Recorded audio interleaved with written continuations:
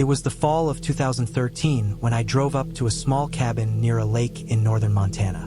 I had rented it for a week to get away from everything: work, city noise, traffic, people. I'd been dealing with a kind of quiet burnout that I couldn't really explain to anyone, so I figured being completely alone might help clear my head. The cabin was about 20 miles from the nearest small town, and the road leading up to it was mostly dirt, barely wide enough for one vehicle. My old Ford truck shook on the uneven path, and the last stretch was lined with tall pine trees that blocked out most of the sunlight. When I first arrived, it looked peaceful enough. The cabin was small, built from old logs that had darkened with age, and a little porch looked out toward the lake. The water was still, with a layer of mist hovering above it. I unpacked what I'd brought: some food, a sleeping bag, clothes, a few tools, and a small portable generator. There wasn't any phone service up there, which I expected. The cabin had a wood stove, a small bathroom, and one bedroom. The smell inside was a mix of dust, old wood, and faint mildew. The first day passed quietly. I chopped some wood, walked down to the lake, and cooked a small meal. The air was cold and clean, and I remember thinking that I hadn't breathed this kind of air in years. That night, I slept early. The silence was thick, almost heavy. I wasn't used to it. On the second night, I started hearing noises outside.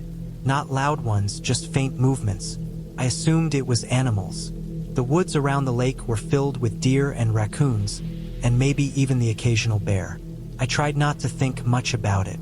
Still, lying in bed, I could hear small cracks of twigs under footsteps, like someone, or something, was slowly circling the cabin. The generator was off at night, so there was no sound but the faint ticking of the wood stove cooling down. The next morning, I found boot prints outside the porch. They weren't mine. They looked older, but still defined enough to tell they were made not long ago. I crouched down, touched the edges. The soil was still soft from last night's rain. I figured maybe a hunter had wandered near the property, or maybe a local came by to check the place. It didn't bother me too much then. I kept my .22 rifle close that day just in case. On the fourth night, I had trouble sleeping. The sounds came back again, this time closer, more deliberate. It wasn't random movement like an animal sniffing around. It sounded like slow steps moving along the porch, then stopping. The boards creaked softly just once. I lay still in bed, trying to breathe quietly. My heart was beating hard enough that I could feel it in my ears. I told myself it was just the wind or maybe a branch falling against the side of the cabin, but deep down, I knew those were footsteps. The next morning, I checked the porch again. There were fresh prints this time, human ones, bigger than mine. The mud had collected in the treads, showing the shape of heavy boots. They stopped near the door, turned around, and went back toward the treeline. No sign of anything else. I stood there for a while, staring into the woods. Everything was silent. I decided to stay alert that night. I didn't sleep much. I sat in the small chair by the window, the rifle across my lap, the lantern turned low. Around midnight, I heard the sound again. Soft crunching of leaves, slow and steady, coming from behind the cabin this time. I froze. The sound stopped for a few seconds, then started again, closer. My pulse was pounding. I could feel sweat under my shirt despite the cold air. Then there was a light scrape, like something brushing against the outer wall. I aimed the rifle toward the window, trying to keep my breathing steady. After maybe 5 minutes, the noise faded. I didn't move for another hour. When daylight came, I walked around the cabin again. More prints. They circled the building this time, weaving between the trees. I followed them a little way into the woods, maybe 30 yards, before losing them in the thick pine needles. Something about the way they moved bothered me. They weren't walking in a straight path. They seemed to stop and turn frequently, like whoever it was had been watching from different angles. I thought about packing up and leaving that day, but it was already late afternoon, and I didn't want to drive the narrow dirt road in the dark. So I decided to wait until morning. That was a mistake. That night was colder than the rest. I shut off the lantern early and sat near the wood stove, staring at the door. The sounds didn't start until after 1 in the morning. This time, it wasn't just footsteps. It was something heavier hitting the porch, like a boot or maybe something dropped. Then silence again. I gripped the rifle tighter. After a while, I heard the faint sound of breathing. I can't describe how quiet it was in that moment. I could actually hear someone outside breathing through their nose, slow and rough. I stood up slowly, every muscle in my body tight. I didn't move toward the door, but I didn't look away from it either. The breathing continued for a few seconds, then stopped. After that, there was nothing. I waited. Maybe 20 minutes passed before I heard the sound of someone walking away through the leaves. I didn't sleep at all. As soon as the sun came up, I packed my things as quickly as I could. I opened the door and stepped outside. There were prints everywhere, around the porch, near the window, even by the back wall. I could see where someone had crouched near the ground, right below the window I'd been sitting beside. There were faint marks in the dirt, like knee impressions. I threw my stuff into the truck and started driving out, barely looking back. The road felt longer this time. I didn't stop until I reached the first gas station on the highway. I went inside, shaking, got a coffee, and sat there for almost an hour before I could calm down. A week later, I got a call from the owner of the cabin. He asked if I'd left anything behind because the new renter found a pair of old work boots by the back door. Muddy, large, and soaking wet. I hadn't owned anything like that. I told him they weren't mine. I never went back to that cabin. To this day, I don't know who was out there. But sometimes, late at night when I can't sleep, I still think about the sound of those footsteps circling the porch and that slow, heavy breathing just outside the wall. I think about how long they might have been standing there before I even realized it. And I know, without any doubt, that if I had stepped outside that night, I never would have made it back in.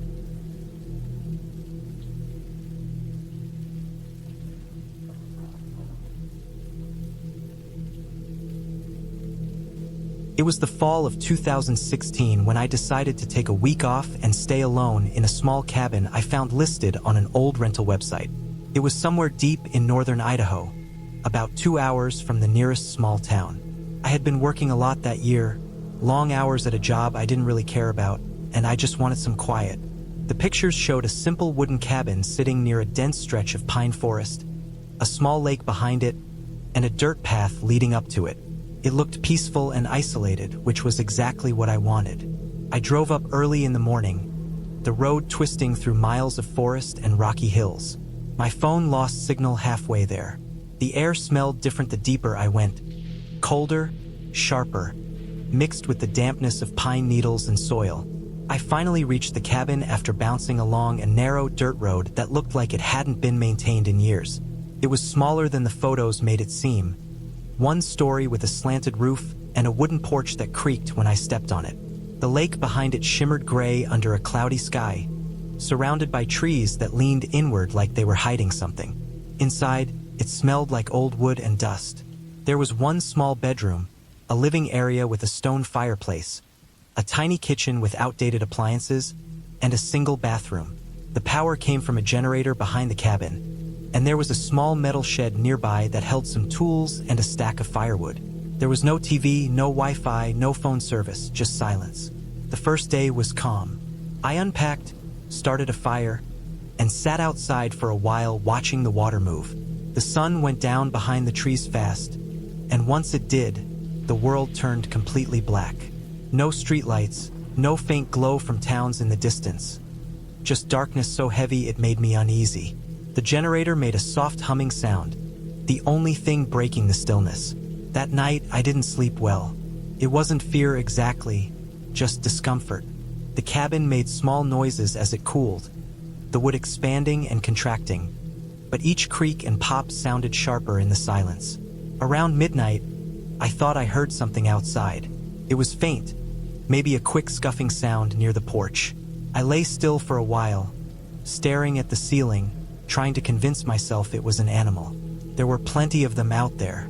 Eventually, I fell asleep again. The next morning, I stepped outside and noticed something strange. Near the bottom of the steps, the dirt looked disturbed, like something had been dragged lightly across it. Not deep marks, just faint lines curving toward the edge of the trees. I crouched down and looked closer. Could have been anything: wind, a branch, maybe a raccoon. I brushed it off and went about my day.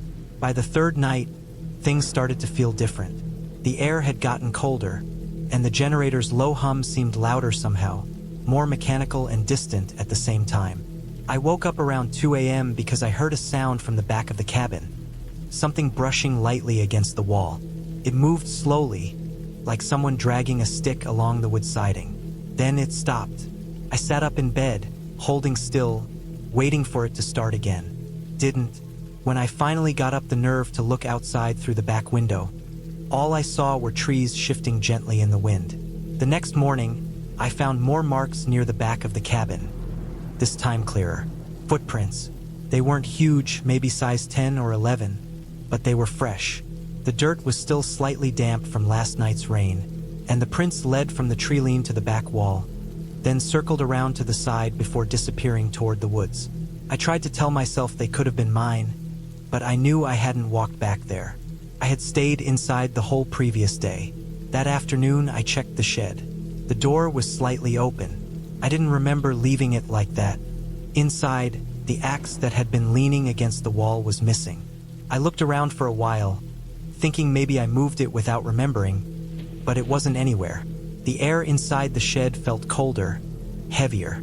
The smell of damp metal filled it. I shut the door and wedged a piece of firewood against it. When night came again, I locked the cabin's doors and windows, even though the locks were old and loose. I turned off the generator early, deciding I'd rather have silence than that mechanical hum. I lit a few candles and sat near the fireplace, reading an old magazine I found in a drawer.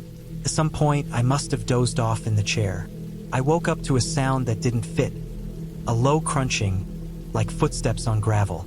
My heart started pounding instantly. The sound moved slowly across the porch. The boards creaked softly under weight. I didn't move.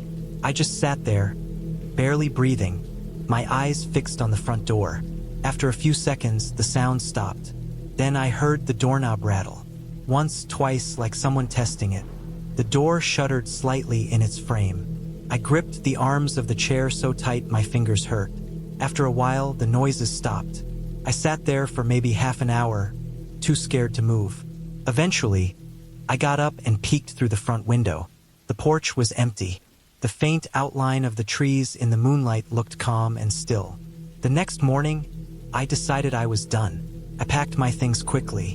When I stepped outside, I froze. There were boot prints all over the porch, dozens of them, overlapping, going up to the door and back toward the trees. They were the same size as the ones I saw before. I noticed something else too. The shed door was wide open again. Inside, the stack of firewood had been knocked over, and the axe was still missing. I didn't even bother checking the rest of the place. I threw my bags in the car and started it right away. As I pulled out of the dirt driveway, I saw something in the tree-line, just a faint shape standing still, almost blending in with the bark and shadows. I didn't stop to look closer. I drove until I hit paved road and didn't look back. Later that night, when I checked my phone again, I saw I had several missed calls from an unknown number. The voicemail was empty except for faint static and what sounded like a soft thud near the end, like something falling against wood. A week later, curiosity got the better of me, and I looked up the rental listing again. It was gone, completely removed. The page just showed an error message. I tried searching the address on a map, but nothing came up. No road, no property, nothing at all. For a while, I wondered if maybe I had written it down wrong, or if it had been taken offline after I left. But every now and then, late at night when everything's quiet, I swear I can hear that same dull scraping sound again, like something brushing slowly across wood, somewhere close, just outside the walls.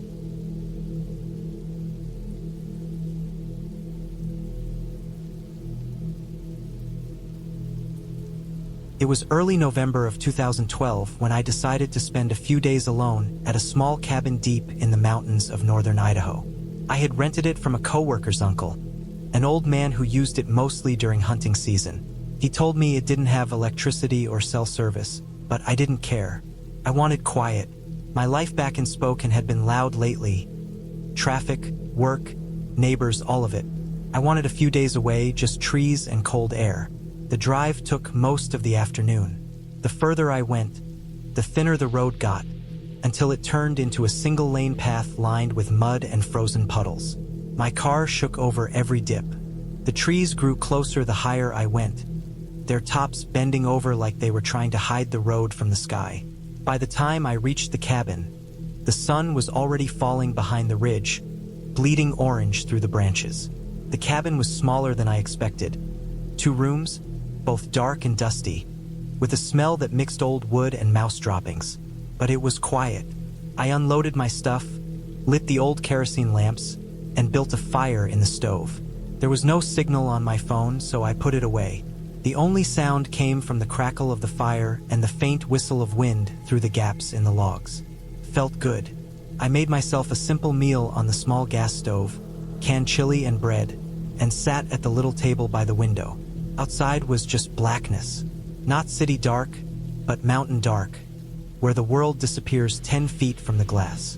That night, I slept on the small bed under a pile of blankets.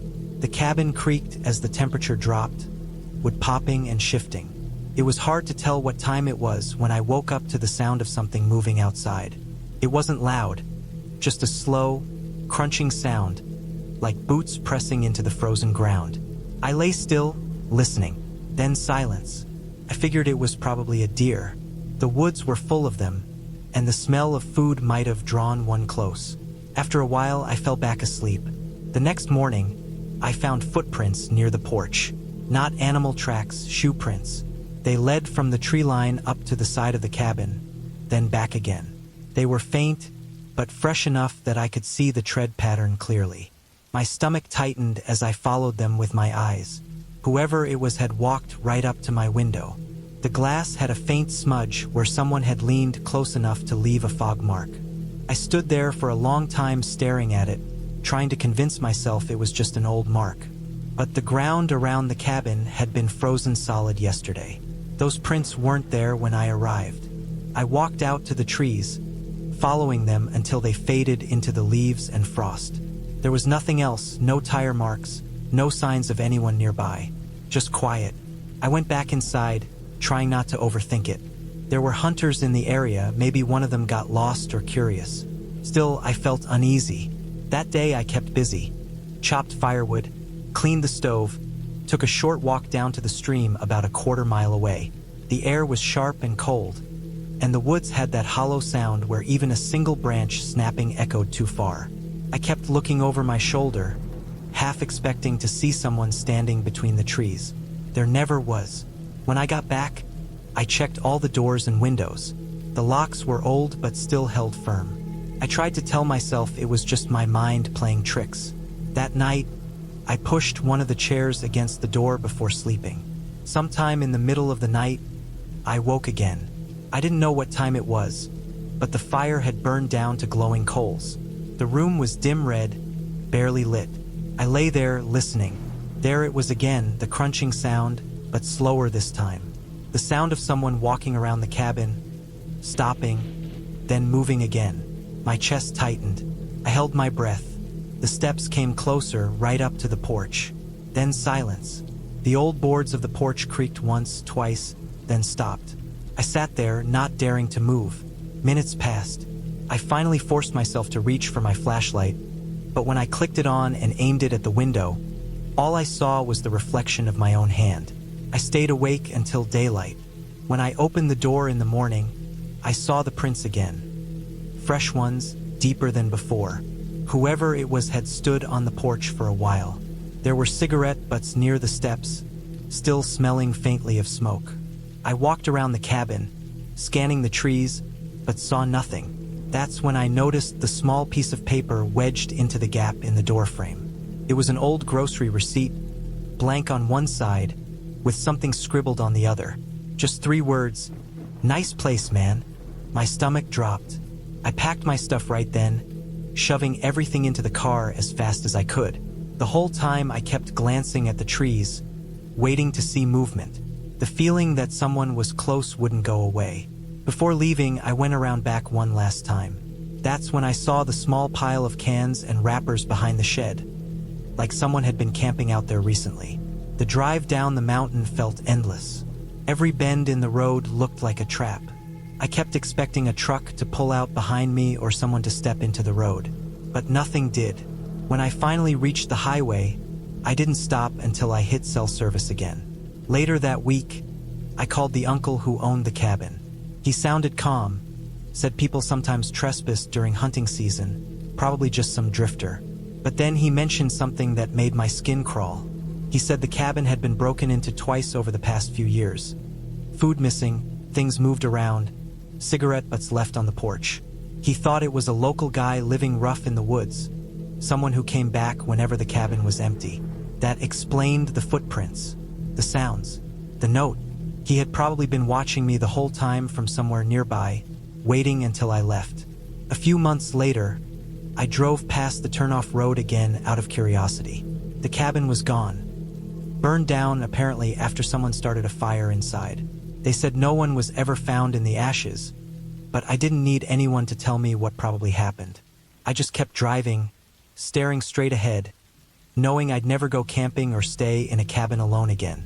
Even now, when I wake up in the middle of the night and hear something outside my house, my mind goes back to that sound. Those slow, steady steps moving through the frost, circling, stopping just below the window, waiting.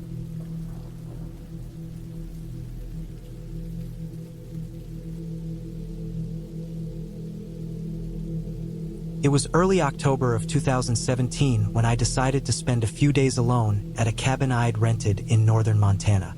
The cabin sat deep in a patch of pine woods about a mile and a half off a dirt road that most people didn't even know existed. I'd been working nonstop for months and just wanted to be away from everything. No phone signal, no noise, just the cold air, the smell of wood smoke, and quiet nights. The owner had warned me that the cabin didn't have much in the way of modern comfort. No internet, no cell service, and a small generator that ran the lights if I needed them. That was fine with me. The drive there took longer than expected. The last stretch was just gravel and potholes, and I had to slow down so much that I felt like I'd never get there. When I finally did, the place looked like something straight out of a hunting magazine. Old, square, and simple. A tin roof, a small chimney, and a front porch with a single rocking chair. The forest pressed in close from every direction, and the air smelled like wet bark and dirt. There was a faint river sound somewhere behind the trees, and the wind moved through the branches in a way that made the place feel alive. The first night was quiet. I unpacked, started a small fire in the stove, and cooked a can of beans on it. The place had that deep cold that would cabins get, where the air feels still and thick. I sat there with a flashlight reading an old paperback until the fire burned low, then crawled into the narrow bed in the corner. I could hear the trees creaking outside as I fell asleep. Around 3 in the morning, I woke up to what I thought was rain. It was soft, light tapping on the roof. But when I sat up, I realized it wasn't consistent. It sounded more like something brushing against the metal or tapping once or twice, pausing, and then again. I figured maybe it was a branch or some small animal climbing around. I tried to ignore it, but then I heard something crunch on the ground outside. Not small either. It sounded like a boot on gravel. I froze for a long time, listening. Nothing else followed, and after maybe 20 minutes I convinced myself it was an animal. I drifted off again, but it took a while. The next morning, the ground outside was wet with dew, and I could see the path I'd driven in on. I looked around out of habit, not really expecting anything, but I noticed something near the trees. 2 faint footprints in the mud. They weren't clear enough to tell much, but they didn't look like animal tracks. The shape was human. I stared at them for a while and told myself it could have been my own from when I unloaded the car, even though I knew I hadn't gone that far off the porch. The day went by slow. I walked down toward where I'd heard the river the night before. The forest there was dense, packed tight with trees that blocked most of the sunlight. The air felt heavy and colder. I found the river, a shallow, fast-moving stream, and sat there a while just listening. It was peaceful, but I couldn't shake the feeling of being watched. Every time I turned around, I expected to see someone standing between the trees. Of course, there was no one. That night, I made a small fire outside in a metal ring near the porch. The woods were completely black beyond the reach of the light. I couldn't even see the outline of the trees, just solid darkness. I sat there for a long time until the cold started biting through my jacket. When I went back inside, I locked the door and made sure the curtains were closed. I woke again sometime after midnight. The fire in the stove had gone out, and the room was freezing. I heard something outside again, slower this time. The same crunching of leaves, deliberate and uneven, like someone walking with care. I didn't move. I just lay there, staring at the ceiling. Then came a sound that made my stomach drop. A faint knock on the cabin wall, just one. Then another on a different side. I didn't have a gun, just a small hatchet I'd brought for chopping kindling. I grabbed it and sat up quietly, listening. It went silent again for a while.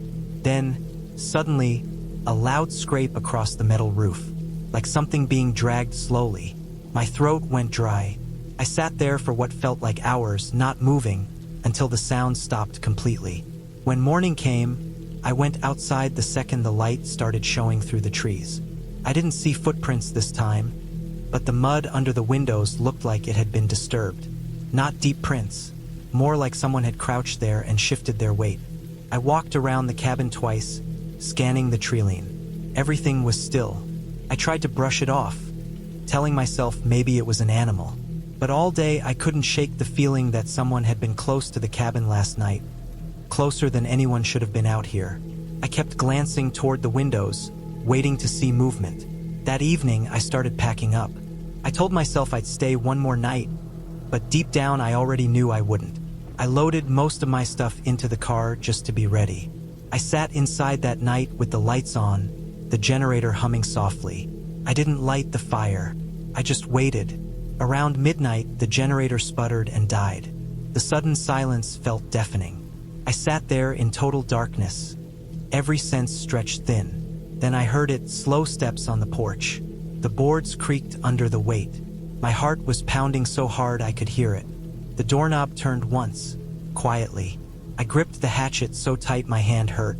The knob turned again, harder this time. Then silence. Nothing. Minutes passed. I couldn't tell if whoever it was had left or was standing there waiting. I didn't move until the first gray light of dawn came through the window. When I finally stepped outside, the first thing I saw was the front door. Near the handle, right on the wood, there were fresh scratches, 3 deep gouges, like someone had tried prying it open with a blade or a screwdriver. I looked down and saw clear boot prints on the porch, leading off toward the woods. I didn't even bother going back inside. I started the car, back down the trail, and didn't stop until I hit the main road. Later, when I told the owner about it, he said the area had been having problems with squatters and break-ins at remote places like that. People hiding in the woods, moving from cabin to cabin, stealing food or tools, sometimes worse.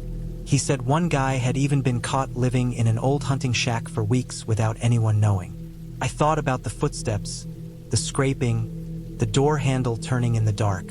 I realized whoever it was probably knew I was there and waited for me to leave.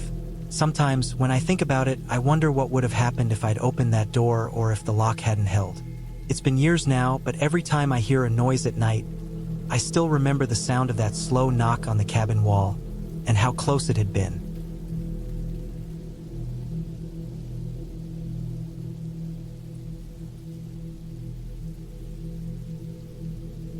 It was early October of 2013 when I decided to take a short trip alone into the mountains of northern Idaho. I had been working long shifts for months and needed a quiet place away from everything. A friend of mine told me about a small cabin he once rented years back, sitting by a half-forgotten logging road, surrounded by thick pine forest. I found the listing online, and the pictures looked simple but clean. Wooden walls, a small porch, an old fireplace, and a narrow dirt road leading down to a nearby lake. It was exactly what I needed. I booked it for a week. The drive there took almost 7 hours. The last 2 were spent on a rough, winding dirt road with no cell signal. The trees grew taller and thicker as I went deeper, and the sky became just a thin strip of blue above me. By the time I reached the cabin, it was late afternoon. The place looked smaller than it did in the pictures, with chipped paint, a sagging porch railing, and a metal chimney sticking up through the roof. There was an old generator sitting behind the cabin, a pile of chopped wood stacked beside it, and a single propane tank near the wall. Felt completely alone out there. I couldn't see another structure anywhere, not even through the gaps in the trees. Inside, the cabin smelled faintly of smoke and old pine. There was one main room with a small kitchen area, a wood stove, and a bed tucked in the corner under a window. A narrow hallway led to a small bathroom and a closet filled with extra blankets and some tools. I unpacked my food and gear, started the generator for some light, and then went outside to take a walk before the sun dropped. The woods were dead quiet except for the distant sound of something creaking, maybe a tree moving in the wind. That night, after cooking some canned soup and sitting by the fire, I went to bed. The wind outside had picked up. I could hear it scraping through the trees, and every now and then, something light would tap against the cabin walls. I thought it might be pine cones or small branches. I had a hard time falling asleep.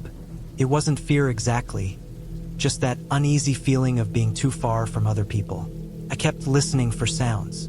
Around midnight, I heard what sounded like slow footsteps outside, crunching softly in the pine needles. I stopped near the front porch. I lay still, barely breathing, waiting for something else, but after a minute or two, the sound drifted away. Probably an animal, I told myself. The next morning I checked around the porch but didn't see anything. No tracks, no signs of anything out of place. The second day was quiet. I hiked down toward the lake, which took almost 40 minutes. The water was dark, surrounded by tall trees that leaned inward like walls. I sat there for a while, just listening to the sound of insects and the soft lapping of water. When I returned to the cabin, I noticed something odd. One of the chairs that I had left by the porch was turned around, facing the woods instead of the cabin. I didn't remember moving it. It was probably the wind, I figured. The ground was uneven and maybe it shifted. That night I made a small fire outside and sat there for a while. The forest felt heavier when the light started to fade. The tree line seemed to move closer in the dimness. I kept glancing toward it, thinking I saw something shifting between the trunks, but it was hard to tell what was real in the flickering light. When I went back inside, I double-checked the locks and shut the curtains. I turned off the generator to save fuel and lay in bed with just the sound of the stove crackling. Sometime deep into the night, I woke up suddenly. I didn't know what woke me, but the cabin was dead silent. Then I heard it again. The same soft crunching outside, slow, steady, like someone trying not to make noise. It moved along the wall toward the back, then stopped right behind the room where I was sleeping. I stayed still, staring at the ceiling, listening. There was a long pause. Then, very faintly, I heard the door handle move. Just one small rattle. My heart started pounding so hard I could feel it in my throat. I reached over to the nightstand where I kept my flashlight and my knife. I stayed awake until the first light started coming through the window. When I finally stepped outside, I saw clear prints in the dirt, not animal tracks. They were shoe prints, one set, leading from the tree line toward the porch and then circling the cabin before disappearing back into the woods. That was the first morning I thought seriously about leaving. I packed some of my things but decided to stay one more night, thinking maybe someone was just passing through. I didn't want to overreact. Still, I couldn't shake that feeling that I wasn't alone out there. That day, I went farther down the logging road to see if maybe there were other cabins nearby. After about a mile, I found an old, rusted trailer half buried in the weeds. The door was hanging open, and the inside was filled with broken furniture and trash. On the wall near the door, there were a few scratched lines carved into the wood, almost like someone had been counting days. I left quickly after that. When I got back, the air felt different. Still, like before a storm. I checked the prints again near the porch. They were fresh. That night, I didn't sleep at all. I turned the generator off early so the cabin would be dark and maybe look empty. I sat on the bed with the knife in my hand, waiting. Hours went by with nothing but wind. Then, sometime after midnight, I heard slow movement again. The soft crunch of footsteps, closer this time. Then a faint metallic sound, like something scraping against the window latch. I stayed frozen, breathing quietly. After a long silence, there was a sound of quick movement, like someone running off into the trees. I waited until morning before stepping outside. The prints were clearer this time, leading right up to the window where I had heard the scraping. I followed them a few feet into the woods, but they faded into the pine needles. That was enough. I packed everything I could into my truck, didn't even bother shutting the generator off, and started driving back toward the main road. It took me almost an hour to reach the paved highway. I didn't see anyone or any cars the entire way. When I finally stopped at a gas station miles away, I realized how exhausted I was. My hands were shaking as I filled the tank. I told the owner there was someone hanging around those woods near the cabin. He said I wasn't the first to mention that. A few people had rented that place and left early after seeing someone out there. I didn't go back for my deposit or the rest of my gear. For months after, I'd wake up at night thinking I heard the sound of slow footsteps in the yard. I kept picturing those footprints circling the cabin, the ones that came right up to the window. Whoever was out there hadn't wanted to steal anything. They hadn't tried to talk. They just kept watching.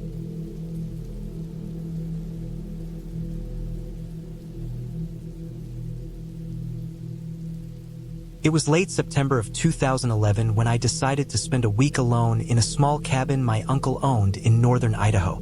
The place sat deep in the woods, about 2 miles from the nearest paved road. It wasn't fancy, just one bedroom, a small kitchen, and a porch that faced a lake. The last time I'd been there was when I was a kid, but I remembered liking the quiet. That year, I'd been working too much, barely sleeping, and I thought maybe some time away from people would help me reset a bit. No phone service, no internet, just me, the cabin, and the woods. I got there around 3 p.m. on a Friday. The air was cold but clean, the kind that bites your nose a little when you breathe in. I parked my car at the end of a rough dirt path because the rest was too muddy to drive through. I had to walk the last half mile carrying a backpack, a small cooler, and a few bags of food. The walk felt longer than I remembered. The trees were thick, and the ground was covered with dead pine needles and wet leaves. By the time I reached the cabin, I was sweating despite the chill. Inside, everything was just as I expected. A thin layer of dust on the shelves, a few spider webs in the corners, and that stale wooden smell that cabins always have. The first thing I did was open all the windows to air it out. I swept the floor, wiped the counters, and started a fire in the old iron stove in the corner. When it started to get dark, I sat outside on the porch and listened. It was almost silent except for the faint sound of water hitting the shore and a few birds calling out before night fully settled in. The kind of silence that's rare now. I remember thinking it felt peaceful, almost too peaceful. The first 2 days were uneventful. I spent my mornings walking around the woods, trying to get my bearings again, and my afternoons fishing at the edge of the lake. I cooked on a small propane stove, read an old paperback I'd brought, and went to bed early. The nights were dark, so dark that when I turned off my flashlight, I couldn't even see my hand in front of my face. But I didn't mind it at first. It felt isolating in a good way. Then, on the third night, I woke up around 2 a.m. I didn't know why at first, but as I lay there, I realized I'd heard something outside. It wasn't loud, just a soft crunching sound, like someone stepping on leaves. I tried to tell myself it was an animal. There were plenty of deer around. But after about a minute, I noticed that the steps weren't random. They were slow, steady, spaced out, and seemed to circle around the cabin. I lay still, barely breathing, trying to listen carefully. Then everything went quiet again. No wind, no animals, nothing. After about 10 minutes, I convinced myself it must have been a raccoon or maybe even a bear passing by, and I eventually drifted back to sleep. The next morning, when I stepped outside, I saw footprints in the dirt. They weren't animal tracks. They were clearly from a boot, heavy, deep, like someone wearing work boots. The prints came from the tree line, circled the cabin once, and then disappeared back into the woods. I just stood there staring at them for a long time. I thought maybe a hunter or hiker had wandered close by, but the prints were fresh.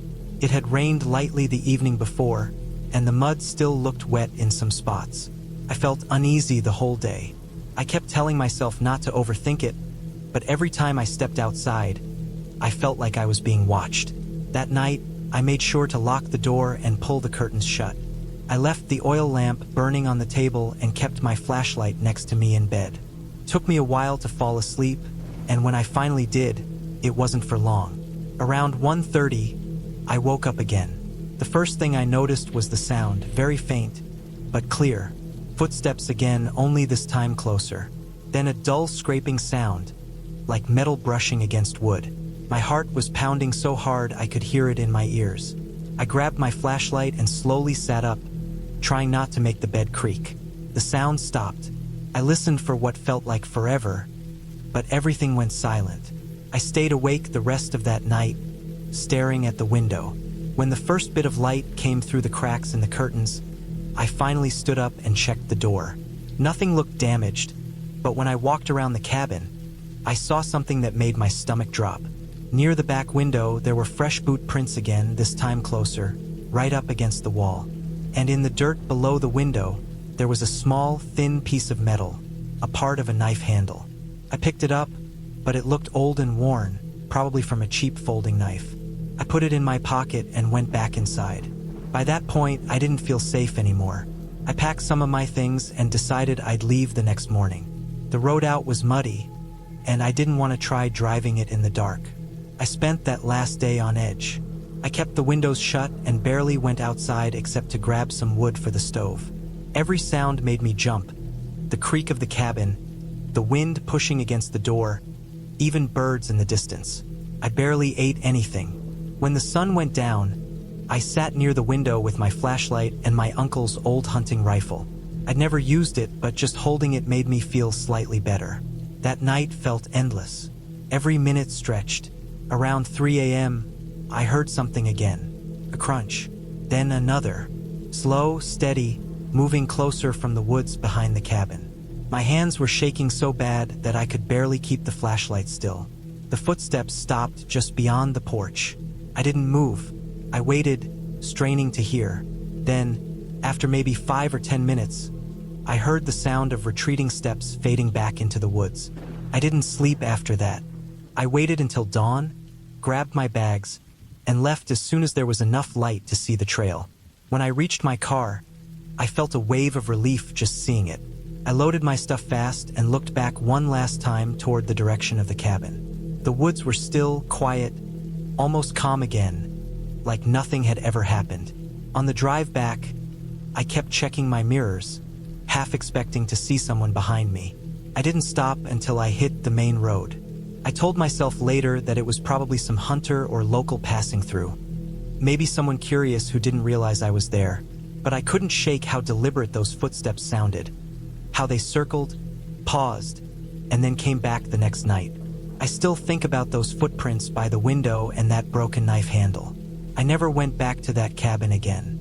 My uncle sold it a few years later to some couple from Spokane. I sometimes wonder if they've noticed anything strange out there, or if whoever was walking around that cabin still does it when the nights get quiet enough.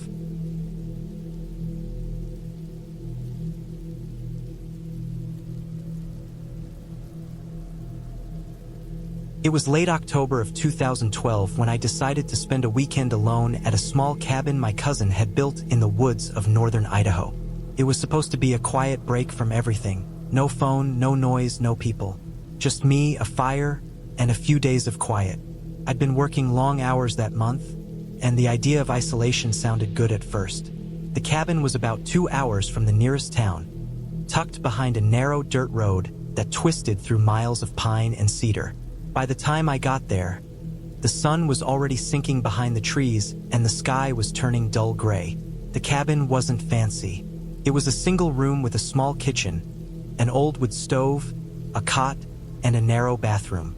There was a shed outside with chopped firewood and a small generator for light. I unpacked, made a small fire, and cooked some canned soup on the stove. Felt peaceful. I remember sitting by the window, staring into the forest as the trees shifted in the wind. There was a kind of silence out there that made you hear everything. The creaking wood, the crackling of the fire, even your own heartbeat. The first night was quiet, though I didn't sleep well. The cabin made strange sounds when the wind moved across it. The roof creaked like footsteps, and sometimes something brushed against the walls outside. I told myself it was branches or raccoons. Still, I woke up a few times and checked the window, seeing nothing but black trees and my own reflection. The next morning was cold. There was frost on the porch steps, and I could see my breath as I stepped outside. I walked down to the small stream behind the cabin and washed my face with freezing water. The woods looked endless in the daylight, the kind of deep wilderness where sound seemed swallowed by the trees. I spent most of the day chopping firewood and trying to read, but I kept catching myself looking out the window for no reason. I didn't even know what I was looking for, but something about the stillness made me uneasy. Around sunset, I noticed something strange near the tree-line. A shape, maybe. It looked like a log at first, lying in the brush, but something about it made me stop. It was pale, like fabric or skin. I squinted, trying to make sense of it, but the light was fading too fast. I thought maybe it was a tarp or an old bag left behind by hunters. I went back inside and pushed it out of my mind, though it stuck with me. That night, I couldn't sleep again. The wind had died down, and the woods were completely silent. Around midnight, I woke up to a faint crunching sound outside, slow, steady, like someone walking in boots across the dirt. I held my breath and listened. It stopped for a few seconds, then started again, moving closer to the cabin. I didn't have a gun, only a hatchet by the firewood pile. I grabbed it and stood near the door, heart hammering. The steps circled the cabin once, slow and deliberate, and then stopped near the back wall. I waited there in the dark for what felt like an hour. Nothing else happened. No movement, no sound. I barely slept the rest of the night, and when I finally got up in the morning, I checked around outside. There were boot prints, not animal tracks, not mine. Human. The prints circled the cabin and led off into the trees behind it. I followed them a few yards until they disappeared into thick brush. I told myself maybe it was a hunter or someone lost. The idea of someone walking that close to my cabin in the middle of the night stuck in my head all day. I decided to leave the next morning. I packed some things that afternoon and tried not to think too much. Still, as the sun started going down again, I couldn't shake the feeling that someone was nearby. The forest felt wrong, too still, too watchful. I went outside once more before dark to lock the shed and noticed something that made my stomach tighten. The pale thing I'd seen by the tree-line 2 days before, it was gone. There was just a flattened patch of grass where it had been. That night was worse than the others. I tried to sleep but kept jerking awake to sounds. Twigs snapping, leaves moving, faint crunching steps. Once, something brushed against the side of the cabin again, slow and heavy, like a hand dragging along the wood. I sat up in bed, gripping the hatchet so tight my hand hurt. The generator had gone off earlier, so the cabin was pitch dark. I didn't move. I just listened. The footsteps came again, soft at first, then heavier. They moved from one side of the cabin to the other, then stopped near the window. I could barely breathe. I didn't dare move or turn on the light. After a long pause, I heard the faint sound of fingers tapping the glass. One slow tap, then another, then nothing. I waited for hours, too scared to move. When morning came, I went outside and saw prints again, clearer this time. They were right beneath the window, facing in. Whoever it was had been standing there for a while. I followed the trail through the trees until it led to a small clearing about 100 yards away. There was a makeshift campsite, an old sleeping bag, a pile of cans and scraps of cloth. Someone had been living there. There were bones scattered around the site. Not human, I think, maybe deer. But what scared me most was a piece of fabric I found tied to a branch. It was a strip of my flannel shirt, the one I'd hung out to dry behind the cabin 2 days ago. I didn't even go back for my things. I walked straight to my car, keeping the hatchet in my hand the whole way. I drove out of those woods without looking back once. The dirt road felt twice as long on the way out, and I kept checking the mirror, half expecting to see someone standing there. When I finally reached town, I stopped at a small gas station and sat in the car for almost an hour, trying to calm down.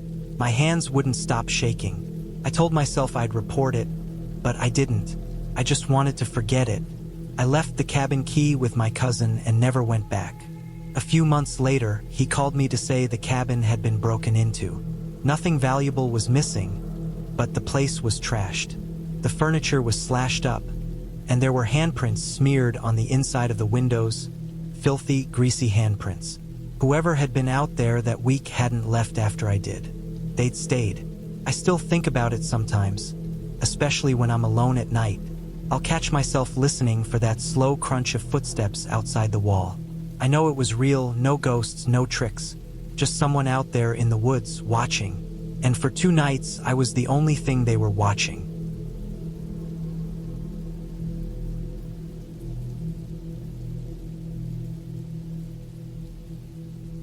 It was late October of 2016 when I decided to take a few days off and stay at a small cabin I'd rented near a lake in northern Michigan. I had been working long hours at a warehouse job in Detroit, and I needed a break from everything. The noise, the people, the endless gray of the city. I found the cabin online, a small 1-bedroom place surrounded by pine trees with a narrow gravel road leading up to it. The photos made it look peaceful. I didn't care that it didn't have Wi-Fi or phone service. That was part of the reason I chose it. I wanted quiet. When I arrived that Friday afternoon, the air felt sharp and cold. The cabin was smaller than I expected. A simple wooden structure with a porch that faced the lake. The water was dark, almost black, and the wind pushed small waves against the rocks along the shore. There were no other cabins nearby, at least none that I could see. The nearest town was about 20 miles away. The trees around me were tall and dense, mostly pine and birch, and when the wind moved through them, it made a low rushing sound that never really stopped. Inside, the cabin was basic but clean. There was a single bed, a small kitchen, and a fireplace with a stack of split logs next to it. The air smelled faintly like smoke and old wood. I unpacked my few things and sat on the porch for a while, just listening. The lake looked calm, and for the first time in a while, I felt like I could breathe properly. That night, I made a simple dinner and went to bed early. I remember lying there listening to the sounds outside. The trees creaking in the wind, the soft tapping of branches against the side of the cabin, and what I assumed were small animals moving through the brush. It was quiet in a way that made every sound seem louder. Sometime during the night, I woke up suddenly. I didn't know why. The cabin was completely dark, and I could hear my own heartbeat in my ears. For a few seconds, I thought maybe I had dreamed something. Then I heard what sounded like footsteps outside on the porch. Slow, heavy, measured steps. I stayed still, holding my breath. The sound stopped after a few moments, and I told myself it was probably just an animal. Maybe a deer or raccoon. The steps had sounded heavier than that, though. I stayed awake for a long time after that, listening, but eventually I fell back asleep. The next morning, I went outside and looked around the porch. The wood was damp from the night dew, and I could see faint impressions, maybe footprints, near the steps. They weren't clear enough to make out, but they were too large to belong to any animal around there. I brushed it off. Maybe they were mine from the night before. I spent the rest of that day hiking around the area, taking some photos and collecting a few pieces of driftwood along the lake. When I got back later in the afternoon, I noticed something small but odd. The cabin door was open slightly. I was sure I had closed it before leaving. My stomach tightened, but when I checked inside, nothing seemed to be missing or moved. I told myself the wind could have done it, though I had to push the door a bit to even get it to latch when I arrived, so it wasn't likely. That night, it rained. The sound of it on the roof was steady and calming, and I eventually fell asleep. I woke up around 3 a.m. again, this time to a noise that was harder to explain. It wasn't footsteps. It was softer, a slow dragging sound, like something being pulled across wet ground outside the cabin. It moved from one side of the cabin to the other and stopped. I stared toward the window, but it was too dark to see anything.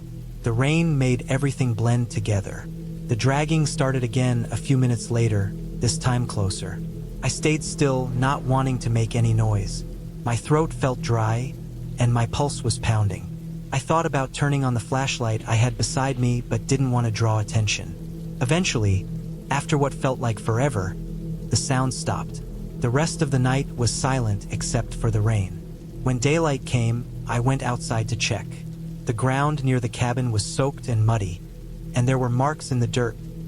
Long, uneven grooves that looked like something heavy had been dragged across the ground. They led from the tree line toward the back of the cabin, then stopped near the lake. I stood there for a long time just staring at them.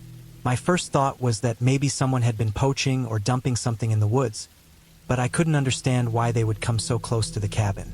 That day, I didn't go anywhere. I stayed mostly inside, keeping the fire going and listening. Around sunset, I walked to the edge of the lake. The air was cold, and fog was starting to rise off the water.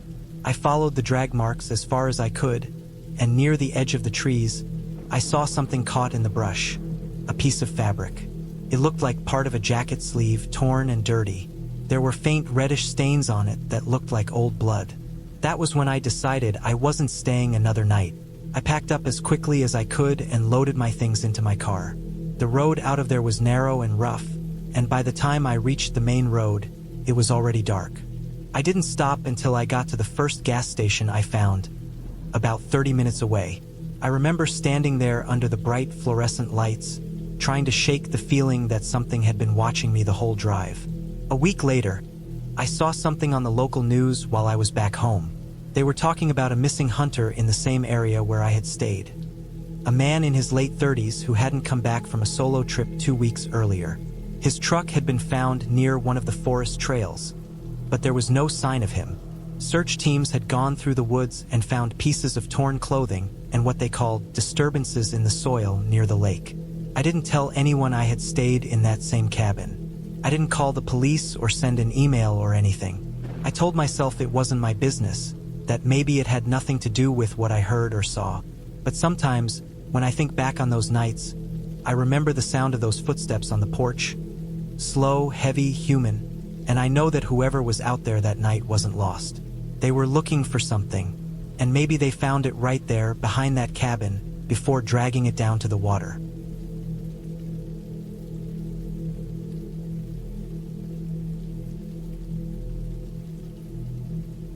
It was early October of 2013 when I decided to spend a long weekend alone at a cabin in the northern part of Maine. I had been working long hours in construction and felt burned out.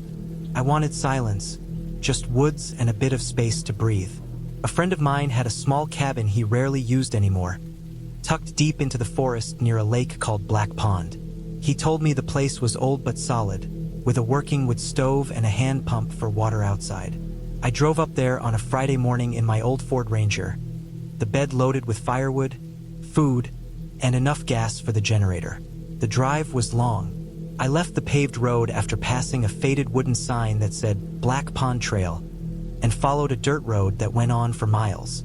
Trees leaned over the path, their branches brushing the truck as I went deeper in. The GPS signal dropped halfway there.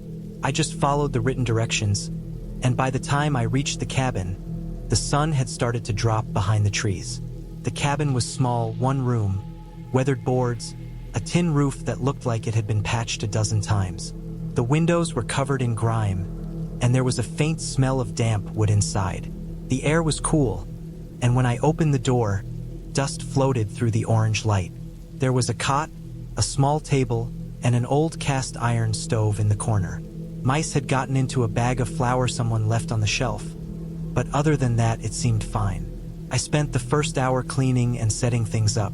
I stacked firewood inside, checked the generator, and got a small fire going in the stove. When night came, the silence outside was heavier than I expected. No distant cars, no people, just the wind moving through trees and an occasional splash from the lake about 50 yards away. The first night was calm. I sat by the stove, ate canned chili, and listened to the fire crackle. Around midnight, I went outside to use the bathroom, and I remember standing there looking at the stars. The sky looked sharper than it ever did in the city. It was so clear that I could see faint streaks of light moving across it. Satellites, probably. The air was freezing, and I could hear something small moving in the brush. A rabbit, I guessed. The next morning, I went down to the lake with my coffee. The surface was smooth like glass, fog lifting off it as the sun came up. There were no footprints near the shore except mine. I walked around a bit, noticed old fire pits that must have been used years ago, and then hiked back up the hill to the cabin. Around noon, while I was chopping wood behind the cabin, I noticed something odd in the dirt.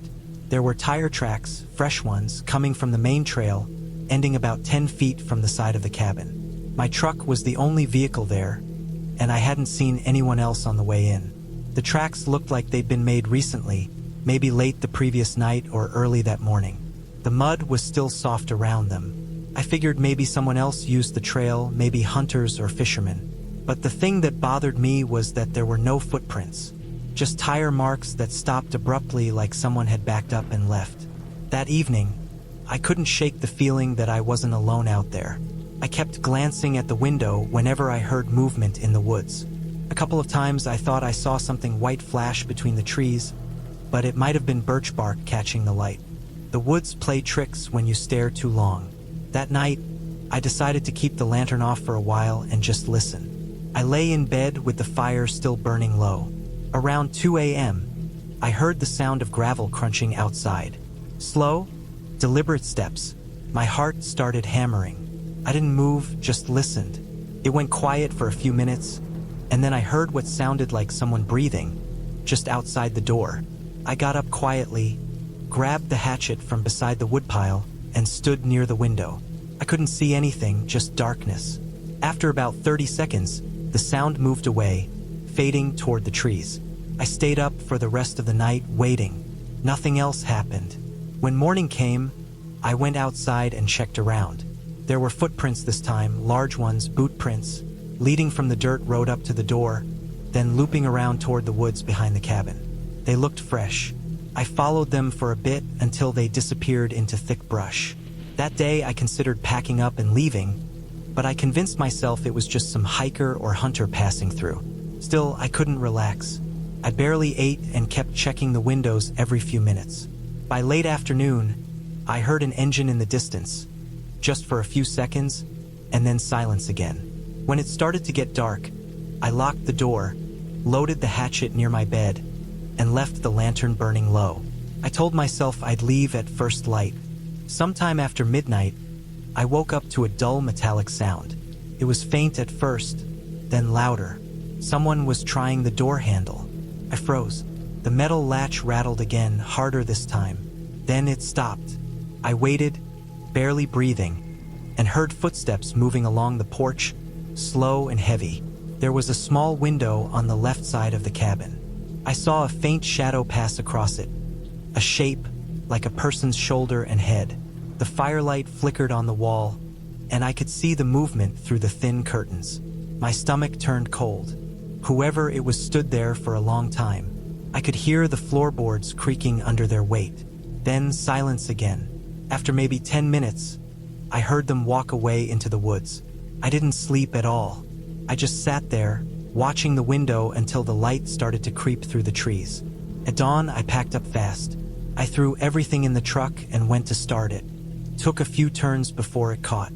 When I looked up, I noticed something stuck under one of the windshield wipers. It was a torn piece of yellow fabric, like from a raincoat or jacket. It was wet and muddy. I hadn't seen it the day before. As I drove down the trail, I kept glancing in the rearview mirror. A few miles down, near the spot where the dirt road met the main highway, I saw another set of tire marks cutting into the trees. They looked the same as the ones near the cabin. I didn't stop.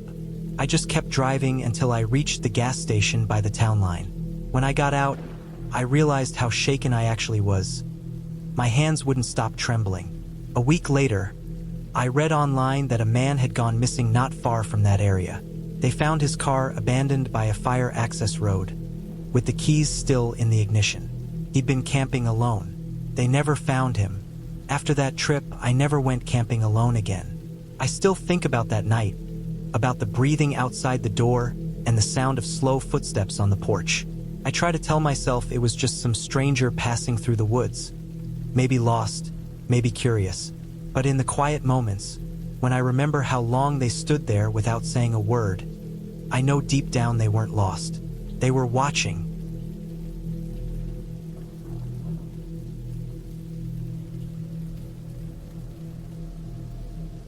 It was late October of 2017 when I decided to spend a few days alone at a cabin I rented up in northern Idaho. I was 29 then, working as a mechanic, tired of the constant noise and traffic of the city. I wanted silence, some isolation, maybe a few days to clear my head. The cabin I found online looked perfect, small, cheap, surrounded by woods, and miles from the nearest town. The photos showed an old building with faded red paint, a porch with 2 broken chairs, and a tiny lake just down the hill. I thought it had the kind of quiet that would help me breathe again. The drive there took nearly 6 hours from Boise. The last 30 minutes were on a dirt road that looked like it hadn't been used much.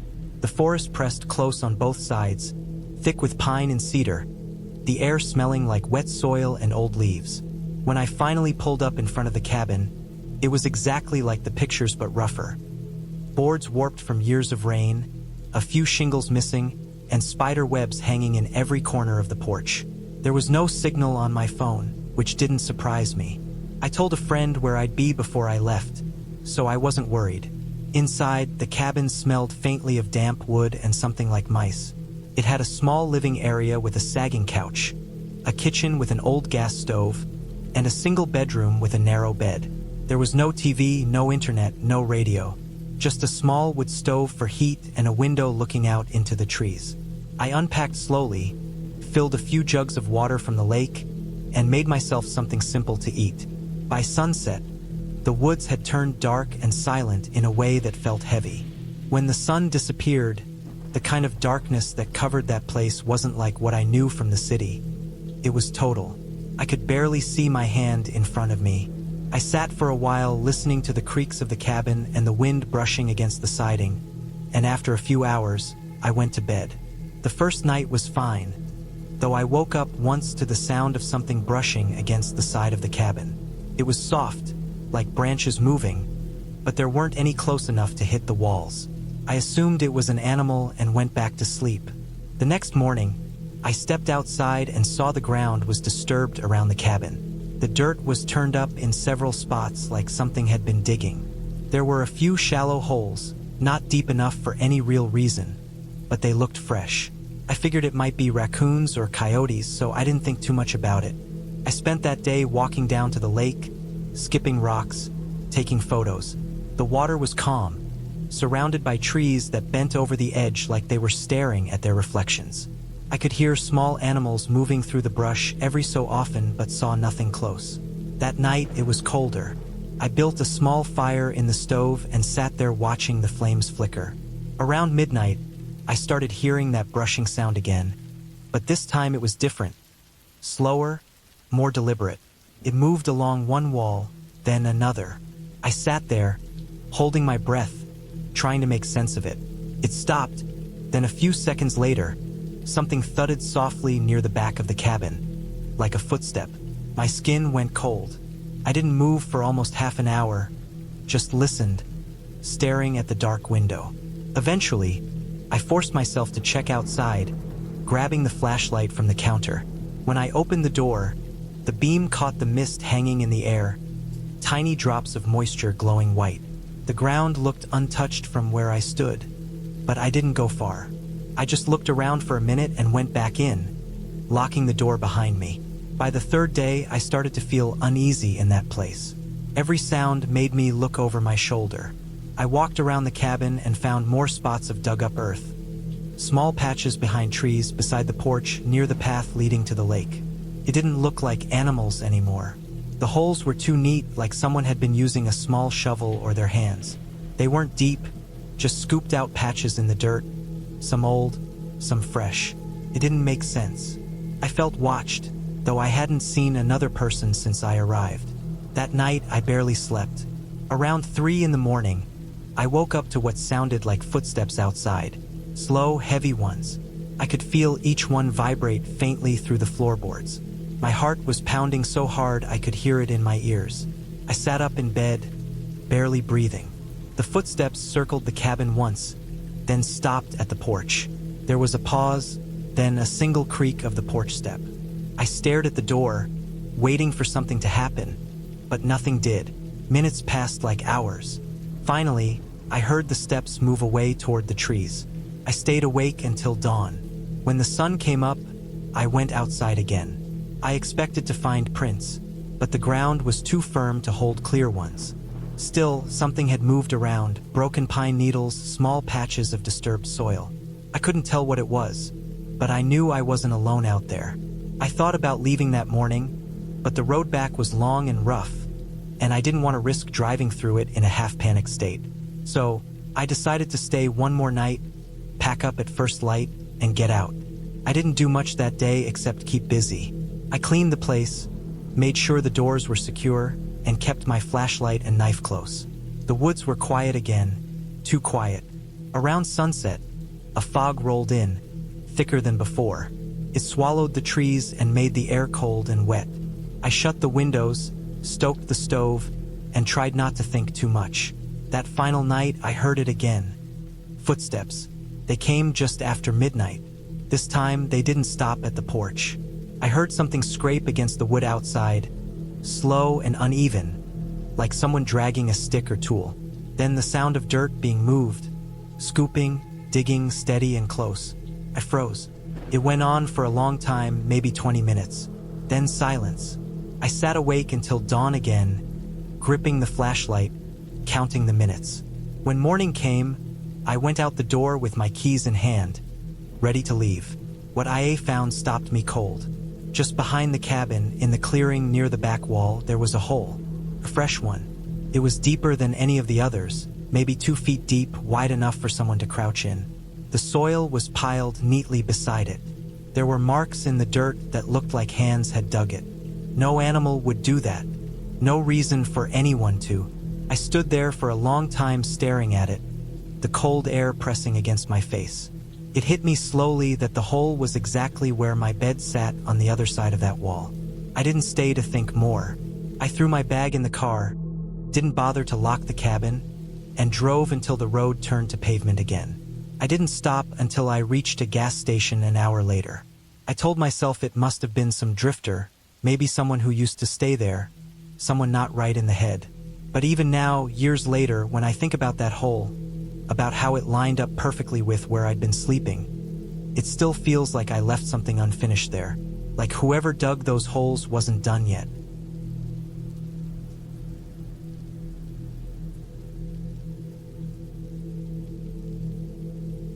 It was the fall of 2013 when I decided to spend a few days alone in a small cabin I rented deep in the woods of northern Idaho. I had just turned 30 and needed some time away from work, away from people, away from everything. The cabin was about 2 hours from the nearest small town, down a narrow dirt road that cut through tall pine trees and curved along a shallow creek. The ad for it online said it used to be an old hunting cabin that was restored just enough to be livable. When I arrived, it looked smaller than in the pictures. Old wooden boards, faded brown paint, and a tin roof that looked half-rusted. The place smelled like damp wood and pine needles. There was no cell signal, no Wi-Fi, and no one around for miles. Felt peaceful at first. Inside, there was one main room with a small wood stove, a single bed pushed up against the wall, a table with 2 chairs, and a shelf with some old books and canned food. The kitchen was small, with a propane stove and a metal sink that connected to a hand pump. Out back was an outhouse and a stack of chopped firewood under a tarp. I remember thinking how quiet it was. Even the air felt heavy with stillness. The first day passed quietly. I spent most of it splitting some extra firewood and cleaning the cabin a bit. The last person who stayed there must have left months ago, judging by the thin layer of dust on everything. That night, I sat by the small fire in the stove, listening to the soft ticking of the metal as it expanded from the heat. It was relaxing in a strange way. I remember thinking I could get used to it. The second day, I decided to hike a bit down the trail behind the cabin. The path led down toward the creek, which was surrounded by thick brush and tall birch trees. The ground was covered in damp leaves that stuck to my boots. After maybe a mile, I reached a narrow clearing where I saw an old rusted truck, half buried in the ground and covered in moss. It looked like it had been there for decades. I didn't go near it. Something about it felt off, like I was looking at something that belonged to a bad story. I just turned around and headed back to the cabin. That night, it started raining. At first, it was a light drizzle, but by midnight it turned into a steady, cold downpour. The sound of rain hitting the metal roof was almost deafening. I had trouble sleeping because every few minutes, I'd hear small thuds outside, branches falling, maybe small rocks rolling down from the hill behind the cabin. Around 2 in the morning, I thought I heard something different though. It was faint, like footsteps on wet ground near the porch. I froze and listened, trying to tell if it was real or just my imagination. It stopped after a few seconds, and I told myself it was probably an animal. The woods are full of them. The next morning, I saw muddy footprints on the porch steps. They were faint, but I could tell they weren't from me. They were smaller and narrower, like from bare feet. The prints went up to the door and then back down again toward the trees. The ground was too wet to follow them far. It made my stomach twist a little. I stood there for a while, staring at them, wondering if someone had actually come up to the cabin in the middle of the night. I checked the door, still locked. I tried not to think too much about it and told myself maybe some local kids had been messing around or something. That afternoon, I kept busy chopping wood again, trying to keep my mind off it. I didn't want to leave early because the road out was muddy and steep, and I wasn't sure my old truck could make it until the rain stopped. By evening, the sky started clearing. I went to bed a little after 9, feeling uneasy but too tired to stay awake. Sometime in the middle of the night, I woke up to a sound. It wasn't the rain this time. It was something soft scraping against the wall outside. Came in short bursts, then stopped, then started again. It sounded like someone dragging something rough against the boards. I just lay there, not moving, listening. My heart was pounding so hard I could hear it in my ears. The scraping moved from one side of the cabin to the back, then faded away. I didn't get up. I didn't even breathe for a while. I kept waiting for it to come back, but it didn't. In the morning, I went outside slowly, half expecting to find marks on the wall. There were long, uneven scratches on the lower boards near the back. They looked fresh, bits of wood splintered out. Whatever it was had done it on purpose. That's when I decided I'd had enough. I started packing my stuff. The dirt road out was worse than I thought. Deep ruts full of water and fallen branches blocked parts of it. I drove slow, trying not to get stuck. After maybe 20 minutes, I saw something off to the right, near a bend in the road. An old gray tent collapsed in the brush. It looked torn, weather-beaten, and half covered by leaves. I stopped for a second, staring at it through the trees. There was a small pile of empty cans and what looked like a boot lying nearby. I didn't get out. I just kept driving. When I finally got back to town, I stopped at a gas station and told the owner about the cabin and what I saw. He said that a few years ago, a guy had gone missing somewhere near that area. A hunter who stayed up there last year said he'd found signs of someone living rough in the woods. Makeshift shelters, torn clothing, that kind of thing, but no one ever found the man. They said he probably got lost or froze to death in the winter. I didn't tell him about the footprints or the scratches. I just nodded and left. Later, when I got home, I kept thinking about that tent and the noise I heard scraping the wall. I realized that whoever had been out there might have been living in those woods for years, maybe watching anyone who came near. Maybe he used to live in that cabin before it was rented out. Maybe he still thought it was his. The thought still makes my skin crawl. I never went back to that cabin again. Sometimes when I'm driving late at night and see a dirt road disappearing into the trees, I get that same heavy feeling in my chest. I always wonder if someone's still out there, moving between the trees, waiting for the next person to spend the night alone.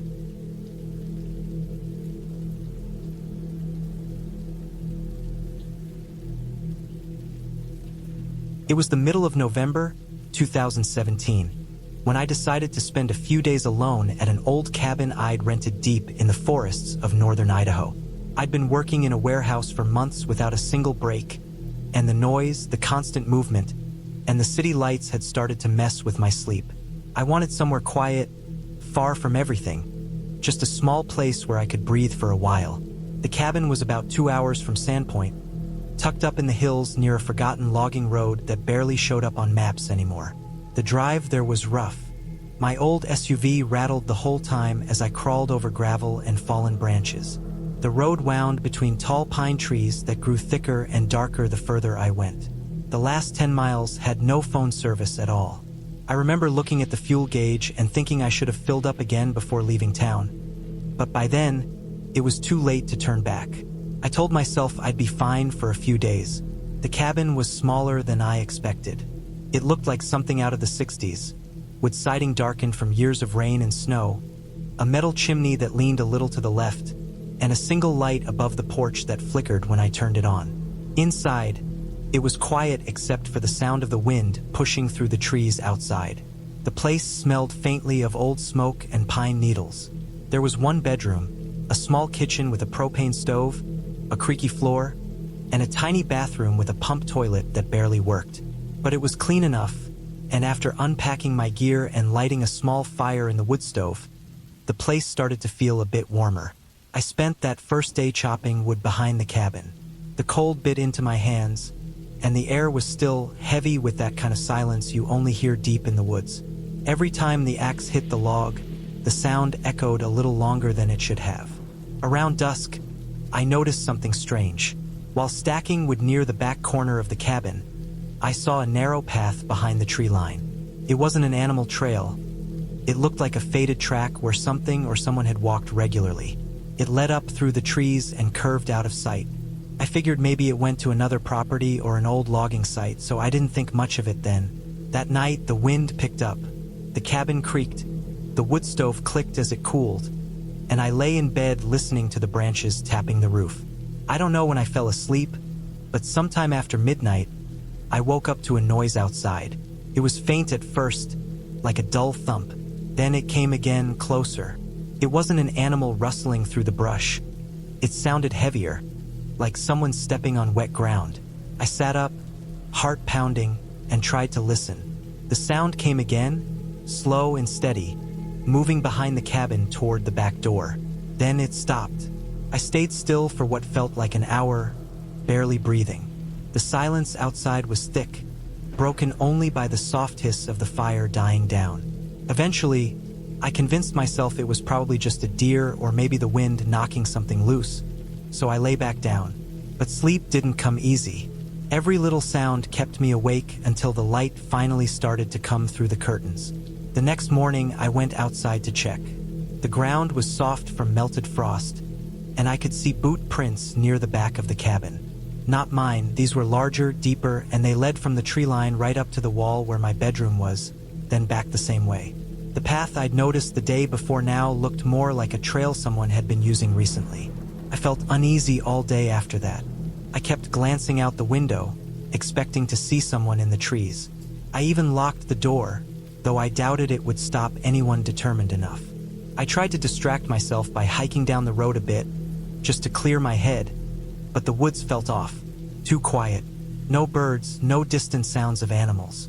It was like everything was watching and waiting. By evening, I was jumpy. I cooked a can of soup, ate it quickly, and tried to read, but my eyes kept flicking to the window. When darkness settled, I shut off the light and sat near the fire, listening.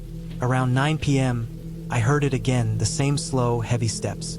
They came from the same direction, behind the cabin. This time I stayed still and listened as they moved around to the side, then toward the front porch. The boards creaked once, just once, like someone testing a step. I felt my stomach twist. I grabbed the small hatchet I'd left near the door and waited. Nothing else happened for a long time. I must have stood there for 20 minutes, frozen in the dark. When I finally built up the courage to open the door, the porch was empty. The forest stretched out black and silent. I stepped out and shone my flashlight across the clearing. For a split second, I caught something. A shape between the trees, maybe 30 feet away. It looked like a person standing still, watching. When I aimed the light again, it was gone. I barely slept that night. Every sound made me flinch. The next morning, I decided I'd had enough. I packed my things and loaded up the SUV as fast as I could. Before leaving, I walked once more around the cabin. The footprints were there again, this time fresher. They stopped near the woodpile, facing the cabin, and the distance between them was close, like whoever made them had been standing there for a long time. I noticed something else too. A small piece of torn fabric stuck to a branch near the back trail. Dark blue, maybe from a jacket. The drive back felt endless. The forest seemed to stretch forever, and I kept checking the rearview mirror, half expecting to see someone following. When I finally got phone service again, I pulled over and called the property owner. I didn't say much, just that someone had been creeping around the place at night. He sounded surprised but mentioned that the area used to have a few squatters living off old logging shacks deeper in the hills. Some of them, he said, didn't like people coming near. That stayed with me. I kept thinking about how close those footsteps had been to my window, how whoever it was had probably stood there watching me sleep through the thin wooden wall. When I got home, I unpacked and found dirt smudged along the back of my duffel bag. Mud that wasn't there before.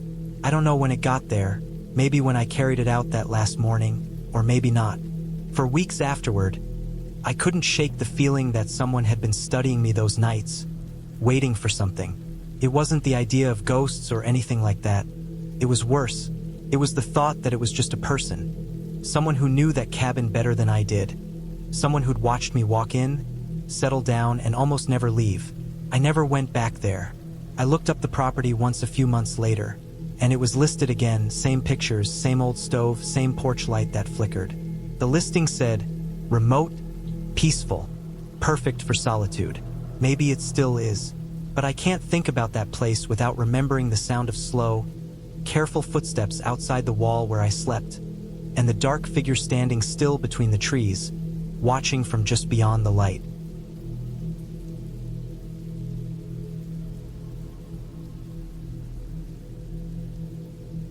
It was late October of 2011 when I decided to spend a long weekend at a cabin I had rented through a local listing site. I was 29, living alone in Columbus, and working a job that left me mentally drained. I wanted silence, something far from traffic and screens. The cabin was in southern Ohio, near Wayne National Forest, a few miles away from any paved road, surrounded by endless stretches of oak and hickory. I booked it for 3 nights, Friday through Monday. The drive there took longer than I expected. My phone lost signal about 40 minutes before I arrived, and the dirt road leading up to the property had turned into a narrow, uneven path covered with fallen leaves. It felt like no one had driven there in months. The air smelled of wet earth and wood smoke, and the forest seemed so dense it almost blocked out the sky. When I finally reached the cabin, it was smaller than the pictures showed. The wood was darkened from years of rain, the porch slightly tilted, and the windows had a layer of grime that made them look foggy even from the outside. But it had what I needed: a bed, a small kitchen, a wood stove, and quiet. I unloaded my things: a sleeping bag, a cooler full of food, a lantern, and my old camera. Inside, the air was musty, thick with the smell of old wood and mildew. The cabin didn't have power, just a small generator and a water pump outside. It was basic, but that was fine. I wanted to disconnect. The first night was peaceful. I built a fire in the stove, ate canned soup, and listened to the sounds of the woods. The forest had a rhythm: branches creaking, crickets, the occasional snap of something moving far off. I fell asleep around midnight, listening to the steady crackle of the fire and the rain starting to fall outside. When I woke up, it was still raining. I spent most of Saturday inside, reading and writing. Around late afternoon, I went for a walk along the trail behind the cabin. The path curved steeply downhill and followed a creek for a while. I noticed old footprints hardened in the mud, boot prints, not animals. Probably from someone who had stayed here before, I thought. Still, the forest felt oddly empty. The air was cool and damp. The only sounds were the wind and water moving through the rocks. By evening, I started feeling uneasy. I couldn't explain why. Nothing had happened, but there was a tension in the air, like the forest was watching. The rain had stopped, but the woods were silent now, unnaturally so. When I went back to the cabin, I realized the lock on the front door didn't latch properly. I pushed a chair against it before sleeping. That night, I woke up sometime after 2 a.m. The fire had gone out, and the cabin was freezing. The only sound was the ticking of the metal stove cooling down. Then, faintly, I heard what I thought was someone walking outside. Just slow, deliberate steps in the wet leaves. I froze. It didn't sound like an animal. It was too heavy, too steady. I didn't move for what felt like an hour, just listening. Eventually, the sound stopped. In the morning, I told myself it must have been a deer or the wind knocking something loose. But when I stepped outside, I saw the mud in front of the cabin had fresh prints.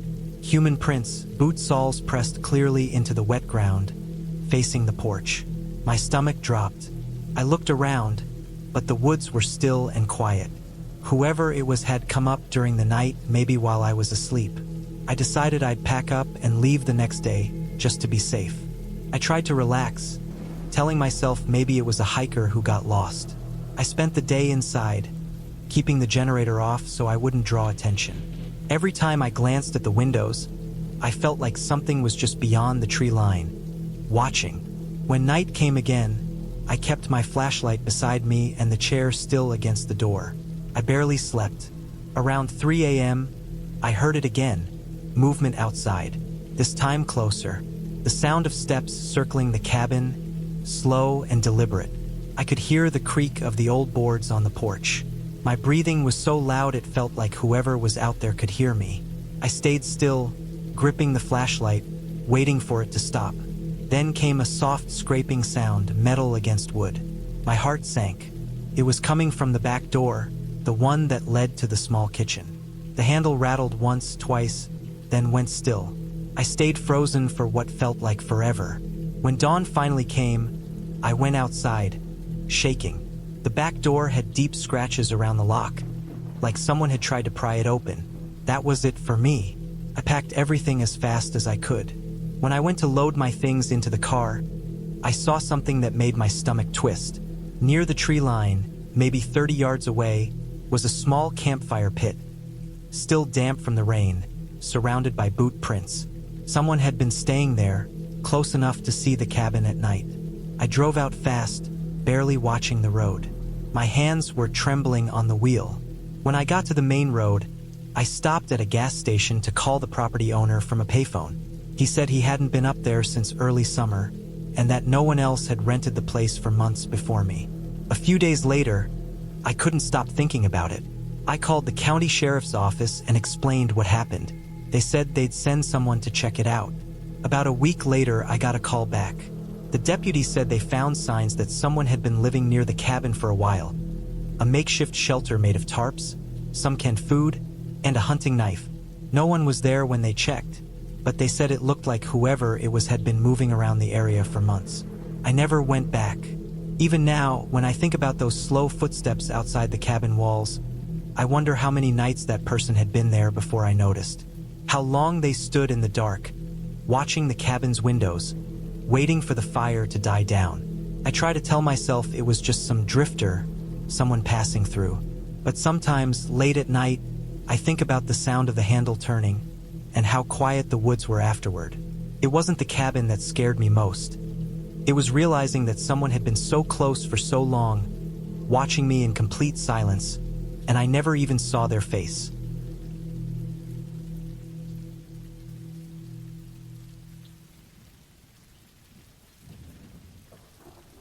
It was late October of 2011 when I decided to spend a long weekend alone at an old cabin that belonged to my uncle, deep in the northern woods of Minnesota. The place sat near a narrow lake called Balsam Ridge Lake, about an hour from the nearest small town. I had been there before when I was a kid, but back then it always felt peaceful. Quiet mornings, birds, pine smell, the sound of water brushing against the rocks. I had been stressed for months from work and city noise, and I thought some time alone might clear my head. The cabin was simple. A single room with a small bathroom, a metal stove in the corner, and an old wooden table under the window. It hadn't been used much over the years. When I first unlocked the door, I was hit by the thick smell of old wood, mildew, and dust. There were cobwebs in the corners, and when I set my bags down, I noticed dead beetles along the windowsills. The air inside felt stale, like it hadn't been opened for a decade. I unpacked slowly, cleaned the floor a bit, and got a fire going in the stove. The woods outside were completely silent except for the wind. It was one of those empty winds that sounded hollow as it moved through the trees. By the time the fire started to crackle and the room felt warmer, it was already getting dark. The light faded fast in those woods. I had no phone signal out there. My uncle always said that was part of the appeal. No one could reach you. But after being there alone for just a few hours, the quiet started to feel heavier. I cooked a small meal on a propane stove and sat near the window while eating. The reflection of the cabin's interior on the glass almost made it hard to see outside. But I could make out the edge of the lake, still and dark. I kept thinking I saw movement across the water, but it was probably branches swaying or shadows from clouds. That night, the sound of the woods changed. Around midnight, I woke up to a faint thud outside, like something stepping on loose boards. The cabin had a small porch with old planks that creaked when you walked over them. I froze and listened, half expecting to hear it again. It came after a few seconds. One step, then another, then nothing. I sat up slowly and reached for the flashlight next to my cot. When I turned it on, the beam showed dust particles floating in the air but nothing outside through the window. I told myself it was probably a deer or raccoon, but I couldn't fall back asleep for hours after that. The next morning, I checked the porch. There were no footprints, but the ground was covered in pine needles, so maybe that was why. Still, I couldn't shake the feeling that someone had been walking around the cabin. I went down to the lake to clear my head. The water was calm and so clear I could see the rocks under the surface. There was an old aluminum rowboat tied to a post, and I decided to use it to cross the lake just to look around. The air was cold, and the oars made small ripples that spread out like oil stains across the still surface. On the opposite shore, I found what looked like an old fire pit, half buried under moss and broken glass bottles scattered nearby. There were some footprints in the mud, too fresh to be old. They led into the woods and then disappeared. I stood there for a while trying to make sense of why anyone would be camping out there. This place was miles from the nearest road, and it didn't look like anyone had tried to clean the area in years. When I got back to the cabin, something small had changed. The axe I had leaned against the woodpile outside was gone. I looked around, thinking maybe I had left it somewhere else, but it wasn't there. I even walked down the small dirt path behind the cabin, scanning the ground, but nothing. The absence of sound made me aware of how isolated I really was. By evening, the wind picked up again. The sky turned gray fast, and I knew a storm was coming. I locked the door and made sure the shutters were closed. The rain started around 9 p.m., tapping on the roof in a steady rhythm. I tried reading but couldn't focus. Every now and then, I thought I heard faint noises from outside, but the wind made it impossible to tell if it was real. I finally laid down around midnight again, listening to the rain until I fell asleep. At around 3 a.m., I woke up to the sound of something metallic hitting the side of the cabin. It wasn't thunder or wind. It sounded like a shovel or a crowbar tapping the wood. I sat up, barely breathing, and waited. The sound came again, slower this time. Then silence. I stayed still for maybe 10 minutes before hearing the floorboards on the porch creak again. Much clearer than before. Whoever or whatever was outside was standing right there. I grabbed the flashlight and shined it at the window, but the glass was fogged up from inside and I couldn't see anything. My chest felt tight. I stayed frozen, staring at the door, listening. The sound eventually faded, replaced by nothing but rain. I didn't sleep after that. When the sun came up, I stepped outside carefully. The axe was leaning against the porch railing, wet from the rain. The blade was half buried in mud. I didn't touch it. By that point, I just wanted to leave. I packed my stuff as fast as I could. Before locking up, I noticed something else. Near the tree line, about 30 feet from the cabin, there was a pile of sticks arranged in a strange way, a small cone shape with a broken bottle on top. It hadn't been there before. The ground around it looked disturbed, like someone had been digging. I didn't stick around to study it. I loaded my things into the car and drove down that narrow dirt road as fast as I safely could. The tires threw up mud and pine needles, and every twist of the road made me glance at the rearview mirror even though I didn't want to. The trees felt like they were closing in on both sides. When I reached the highway, the relief hit me hard. I drove straight to the nearest gas station and sat there for a while before calling my uncle. He said no one had been up to that cabin in years and that the nearest property was over 5 miles away through the woods. I didn't tell him about the missing axe or the pile near the trees. I just said someone must have been camping nearby and left it at that. But the truth is, I still think about that night. I think about the sound of slow steps on the porch and the way the axe came back, placed neatly like someone wanted me to see it. I never went back after that. The cabin's still there, I'm sure, but I don't think I could handle hearing that creak outside again, wondering if it was an animal or a person waiting for me to open the door.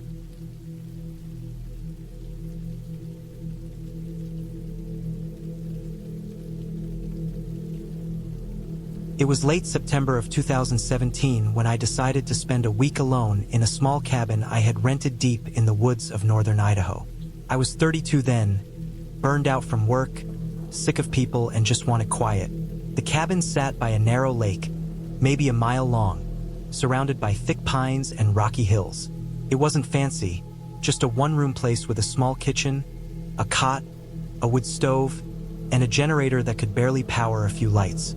There was no cell service, no internet, no neighbors for miles. It was exactly what I thought I needed.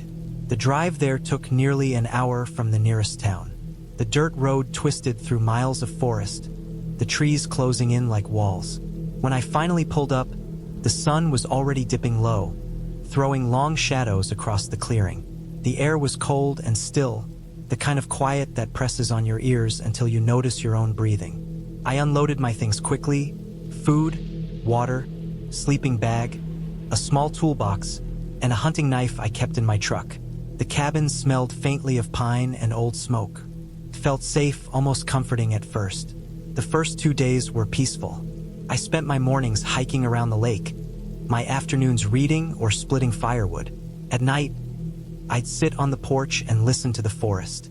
It was always full of small noises: wind through the trees, frogs, the crack of branches somewhere deep in the woods. But I started noticing that after midnight, everything went silent. No wind, no insects, nothing. It wasn't the kind of quiet that comes with calm weather.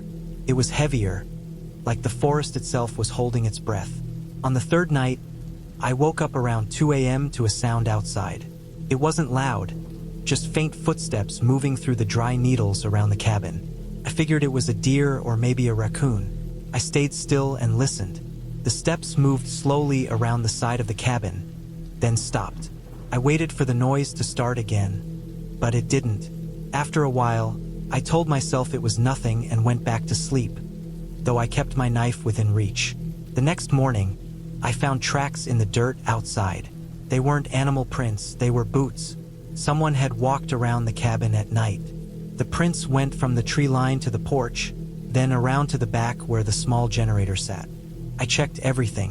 Nothing was missing, but the fuel cap on the generator was loose, like someone had unscrewed it halfway. I tightened it and told myself maybe it was just an old cap that loosened on its own. Still, I couldn't shake the unease that followed me the rest of the day. By the fifth night, I started locking the door even when I was inside. The latch was old and flimsy, just a simple bolt that could easily be forced open, but it made me feel a little better. That night, I barely slept. Around midnight, I heard the generator sputter and die. The lights flickered out, and the cabin fell into darkness. I got up slowly, feeling my way to the counter for my flashlight.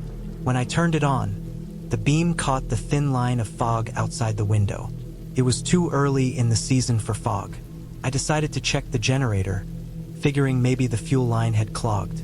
As I stepped outside, the cold hit me hard. My breath came out in short white puffs. The flashlight beam shook slightly as I made my way around the cabin. The generator sat by the back wall, silent. I crouched beside it and noticed the fuel cap was off again, resting a few inches away in the dirt. My first thought was that someone was messing with me. I turned the flashlight toward the woods, but the light didn't reach far. The trees stood still, thick and black, their trunks forming a wall that looked almost solid. I felt it then, that tight feeling in my chest, the kind that comes when you know you're not alone. I turned and went back inside, locking the door behind me. I pushed a small table against it and sat on the cot with the flashlight still in my hand. I didn't sleep that night. Every now and then I thought I heard faint noises outside, like something moving just beyond the window, but I never saw anything. When morning came, I decided I'd leave early. I'd only planned to stay another 2 days, but I'd had enough. The air outside felt wrong, heavy, and the forest was too quiet again. I packed up, loaded the truck, and was just about to start it when I saw something across the clearing. Between two trees, maybe 50 yards away, stood a man. He was facing me, half hidden in the shadows. I couldn't make out his face, but he was wearing a dark jacket and boots. He didn't move. I froze. I don't know how long I stood there, staring, waiting for him to do something. After a few seconds, I climbed into the truck and started the engine. The sound broke the silence sharply, echoing through the woods. The man didn't move. As I started down the dirt road, I checked the mirror. He was gone. I drove all the way back to town without stopping. My hands shook the whole drive, and I kept checking the mirrors even though the road was empty. When I got to the gas station near the main highway, I told the clerk about someone being out there near the cabins. He just nodded and said people sometimes trespass to hunt or fish, though it wasn't allowed. I wanted to believe that was all it was, some hunter passing through. But the way he had stood there, silent, watching, didn't feel like that. A week later, back home, I couldn't shake the feeling. I kept replaying it in my head. The loose generator cap, the footsteps, the silence, the man by the trees. I even looked up the property online. It turned out the cabin was part of a small group of old rentals that hadn't been used much in recent years. I found one old review from years earlier. The person who wrote it mentioned someone watching them from the woods at night. They said they'd left early too. I never went back. The owner called me once after I left, asking if I'd left something behind. I told him no, but he mentioned that when he went up there a few days later, the generator was gone entirely. Just the empty concrete pad and a few scuffed boot prints leading into the trees. That's when I realized something that made my stomach turn. The generator hadn't failed that night. It had been turned off. Someone had cut the power to make me come outside. Whoever it was had been waiting in those trees for me to do exactly that. And if I hadn't left when I did, I don't think I'd have come back at all.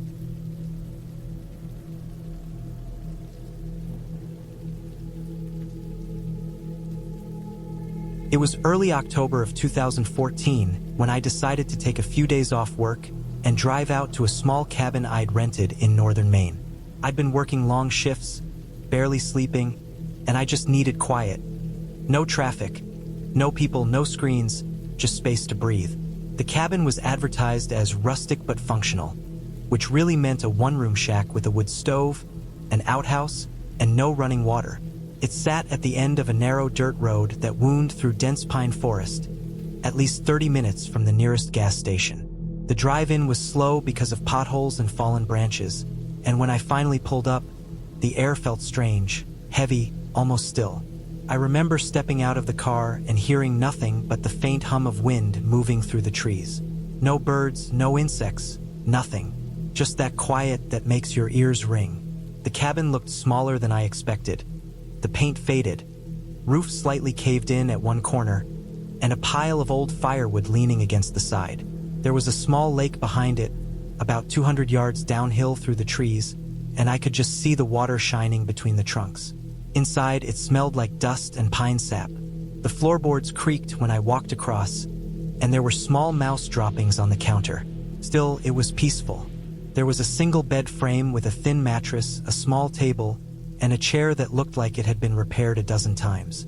I unpacked my cooler, flashlight, axe, and a box of canned food. There was no cell signal, which didn't surprise me. I stacked my phone on the table and tried not to think about it. That first evening was calm. I built a small fire outside and cooked a can of beans, watching the light fade through the trees. The forest went dark faster than I expected, and by 8 p.m. it was pitch black. I sat by the fire until the wood turned to embers and then went inside. I could hear the wind moving through the trees and occasionally a branch cracking somewhere in the distance. It was peaceful, but the silence was thick. When I finally blew out my lantern, I lay there staring into the dark, listening to the cabin pop and settle as the night cooled. I woke sometime after midnight to a dull thump outside. It was soft, like someone had dropped something heavy in the dirt. I stayed still for a while, eyes open, waiting to hear it again. Nothing, just wind maybe. Then a few minutes later, another sound, slower, heavier. It was a scraping noise, like something dragging along the side of the cabin. My first thought was a bear. I'd read warnings about food smells attracting them. I kept my cooler sealed tight, but the smell of beans could have done it. I sat up quietly and reached for the flashlight, heart pounding. I didn't turn it on. I just waited, listening. The sound stopped. I told myself not to panic, that animals wander through all the time. I lay back down, staring at the ceiling until exhaustion pulled me under again. The next morning, I went outside and checked around the cabin. There were tracks in the dirt, but they weren't clear, just rough depressions. Could have been a raccoon or even a person, I couldn't tell. The dirt was soft from rain a few days before, and the prints were smudged. I looked around for signs of a bear, claw marks, scat. Nothing. The firewood pile was knocked over though, which I didn't remember doing. I told myself maybe wind. I stacked it back up and tried to shake the thought. That afternoon I went down to the lake. The air was crisp, and the water was perfectly still, almost mirror-like. I skipped a few stones and sat on a fallen log watching the ripples fade. The feeling of unease from the night before stayed with me though. I kept glancing back toward the trees, half expecting someone to be standing there. But there was nothing, only silence and miles of forest. When I hiked back, I noticed something small that I hadn't seen before. A piece of torn fabric snagged on a nail at the corner of the cabin. Faded denim. I didn't own anything like that. I figured it must have been from a previous visitor, maybe someone who stayed there before me. Still, it made me uneasy. That night, I stacked the firewood higher and locked the door. The door latch was old, just a rusty hook, but it gave me a small sense of security. Around midnight, I woke again. This time I didn't hear a thump. I heard slow, steady footsteps in the dirt outside. Not animal footsteps, human ones. I lay still, barely breathing. They crunched the leaves just beyond the wall, moving slowly from one side of the cabin to the other. My stomach twisted with fear. I thought about calling for help, but there was no signal. I didn't even have a weapon except the small hatchet by the stove. I listened for what felt like hours until the sound faded away into the trees. When daylight came, I went out carefully. The ground was disturbed all around the cabin. Fresh boot prints in the mud. Human prints, no doubt. They circled the cabin, came right up to the steps, then led off toward the woods. Whoever it was had been inches from the door. My hands shook as I packed my bag. I wanted to leave, but something in me said maybe it was just a hiker, maybe someone lost. The prints led north, so I followed them a little way down the trail, trying to calm myself with logic. They went for maybe 200 yards before vanishing in the thick brush near the lake. That evening, I made sure the fire burned bright until I went inside. I pushed the chair against the door and kept the hatchet near my sleeping bag. Sleep came in short bursts, broken by small sounds. Twigs snapping, something rustling near the wall. Just before dawn, I opened my eyes to see light flickering through the cracks between the boards. At first, I thought it was sunrise, but then I smelled it. Smoke. I jumped up and looked outside. The firewood pile was burning, flames licking up into the air. I ran out, grabbed dirt, threw it over the pile until it died down. My heart was pounding. The fire hadn't started by accident, it was set. Someone had been out there again. The ground was still wet from dew. The matches would have had to be dry. Whoever it was had been close enough to light it and leave without a sound. I didn't even bother gathering my things. I tossed my pack into the car and drove out, bumping down the dirt road with my hands shaking on the wheel.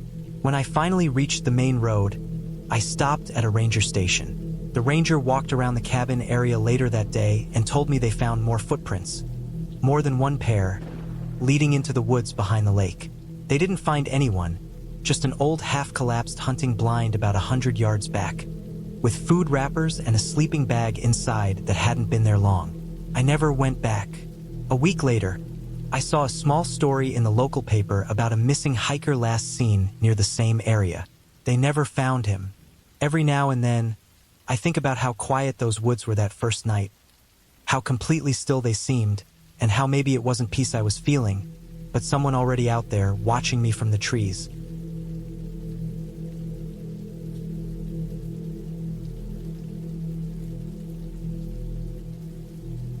It was early October when I decided to spend a weekend alone at a cabin I'd rented deep in the woods of northern Montana. I was 32, single, and working a job that drained the life out of me. I'd been needing some quiet, somewhere to breathe.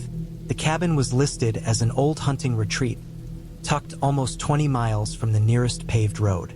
The photos made it look simple but peaceful. Just one room, a small porch, a metal roof, and surrounded by miles of pine and aspen. I figured it was perfect for a few days of silence. No phone, no noise, no one around. I arrived just after noon. The sky was gray, the kind of gray that looks like snow might come, even though it was still too early in the season. The air was sharp, dry, and still. The road leading to the cabin turned into dirt halfway through, then narrowed until the branches of the trees scraped the sides of my truck. When I finally reached the clearing, the place looked almost exactly like the photos, except older, more worn, and smaller than I'd imagined. The wood was darker, the roof was spotted with rust, and the front steps sagged slightly in the middle. Inside, it smelled like dry wood, dust, and the faint scent of mice. The floorboards groaned under every step. There was one window facing the trees, and another above the sink, which looked out toward a slope leading down into thicker forest. The small stove was wood-fired. There was a cot with an old wool blanket, a table with 2 chairs, and a metal shelf with canned food and matches. No electricity, no running water. I unpacked slowly, taking in the silence. No cars, no planes, no voices, just wind moving through the trees in uneven bursts. The first few hours passed quietly. I chopped some wood, started a fire, and wrote a few pages in a small notebook I'd brought. Around 4 p.m., the light began to fade fast. It always does that in the woods. 1 second it's afternoon, then suddenly it's gray and dim, like someone turned down the world's brightness. By 6, I was sitting by the fire, eating canned beans and bread. The wind had picked up, rattling the window. I remember noticing how cold it got. Fast. I layered up, fed the fire, and checked that the door latch held tight. I didn't think much of it until later, when I heard the first sound outside. It was faint at first, a dull thud. Not like a branch falling, not like footsteps exactly, but something heavier, uneven. I froze for a few seconds, listening. Came again, then stopped. I told myself it was an animal, maybe a deer or even a bear. I waited, nothing else. Eventually, I went to the window, but the glass reflected only my own face and the flicker of the fire behind me. Outside was black, the kind of black that swallows everything. I didn't sleep well that night. Every time the fire burned low, the cold seemed to crawl into the cabin. Around midnight, I woke up to what sounded like scraping on the outside wall. A slow, deliberate scraping low to the ground. I sat up, staring at the door, barely breathing. The sound lasted maybe 20 seconds, then stopped. I stayed still for another half hour, waiting, before forcing myself to believe it was probably a branch being dragged by the wind. I must have dozed off eventually because I woke up with light streaming in and a layer of frost covering the window edges. When I went outside, the air was colder, sharp enough to bite. I looked around the cabin. There were tracks near the back wall, small, narrow ones, maybe raccoon or fox. But there was something else. A long, thin line dragged across the dirt and dead leaves near the foundation, like something had been pulled slowly along the side of the cabin. I followed it for a few feet before it disappeared into the woods. I didn't like that. I felt watched even though there was nothing around. I tried to shake it off, telling myself it was just nerves and sleep deprivation. The second night was worse. I'd gone out during the day to hike a few miles up the ridge behind the cabin, thinking exercise might clear my head. The forest was thick, full of old stumps and rotting trunks. I didn't see any people, no signs of campers or hunters, no other cabins. I did find an old rusted oil drum half buried in the dirt, and nearby, what looked like the remains of a campfire. The ashes were gray but cold, no signs of life. Still, something about it felt wrong, like it hadn't been a casual campsite. It was too far from the road, too hidden. I turned back before going farther. By the time I got back, it was nearly dark. My shoulders ached from the hike. I made dinner, locked up, and built up the fire higher than before. I remember the exact time, 9:17, because I had checked my watch when the noise came again. This time it wasn't a scrape or thud. It was a creaking sound, like wood under strain, followed by something brushing the porch. My stomach dropped. I stood frozen near the cot, holding my flashlight, trying not to make a sound. The creaking stopped, then a slow crunching sound moved across the porch boards. I could hear each step, slow and heavy. Then silence again. My flashlight beam was shaking in my hand. I didn't look through the window. I couldn't bring myself to. I stayed like that for almost an hour, every sense tuned to the smallest noise. Eventually, I fell asleep again, more from exhaustion than calm. In the morning, I stepped outside.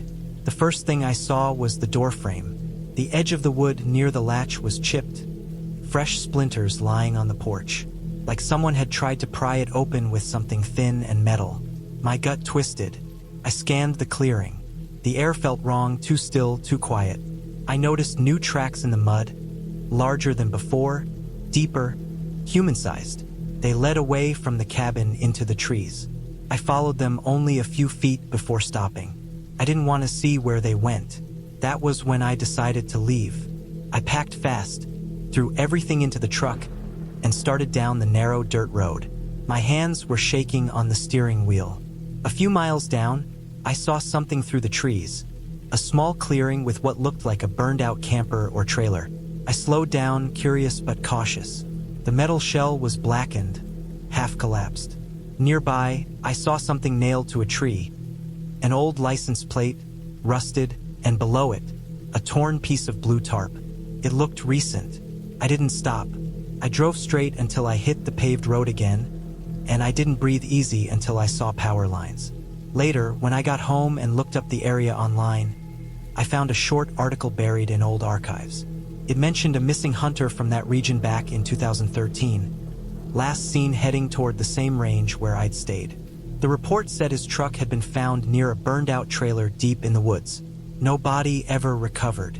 I never went back to that cabin. But sometimes when I close my eyes, I can still hear that slow creaking sound outside the porch, and I still wonder if whoever was out there that night ever stopped living in those woods, or if they were still waiting for someone else to come stay alone like I did.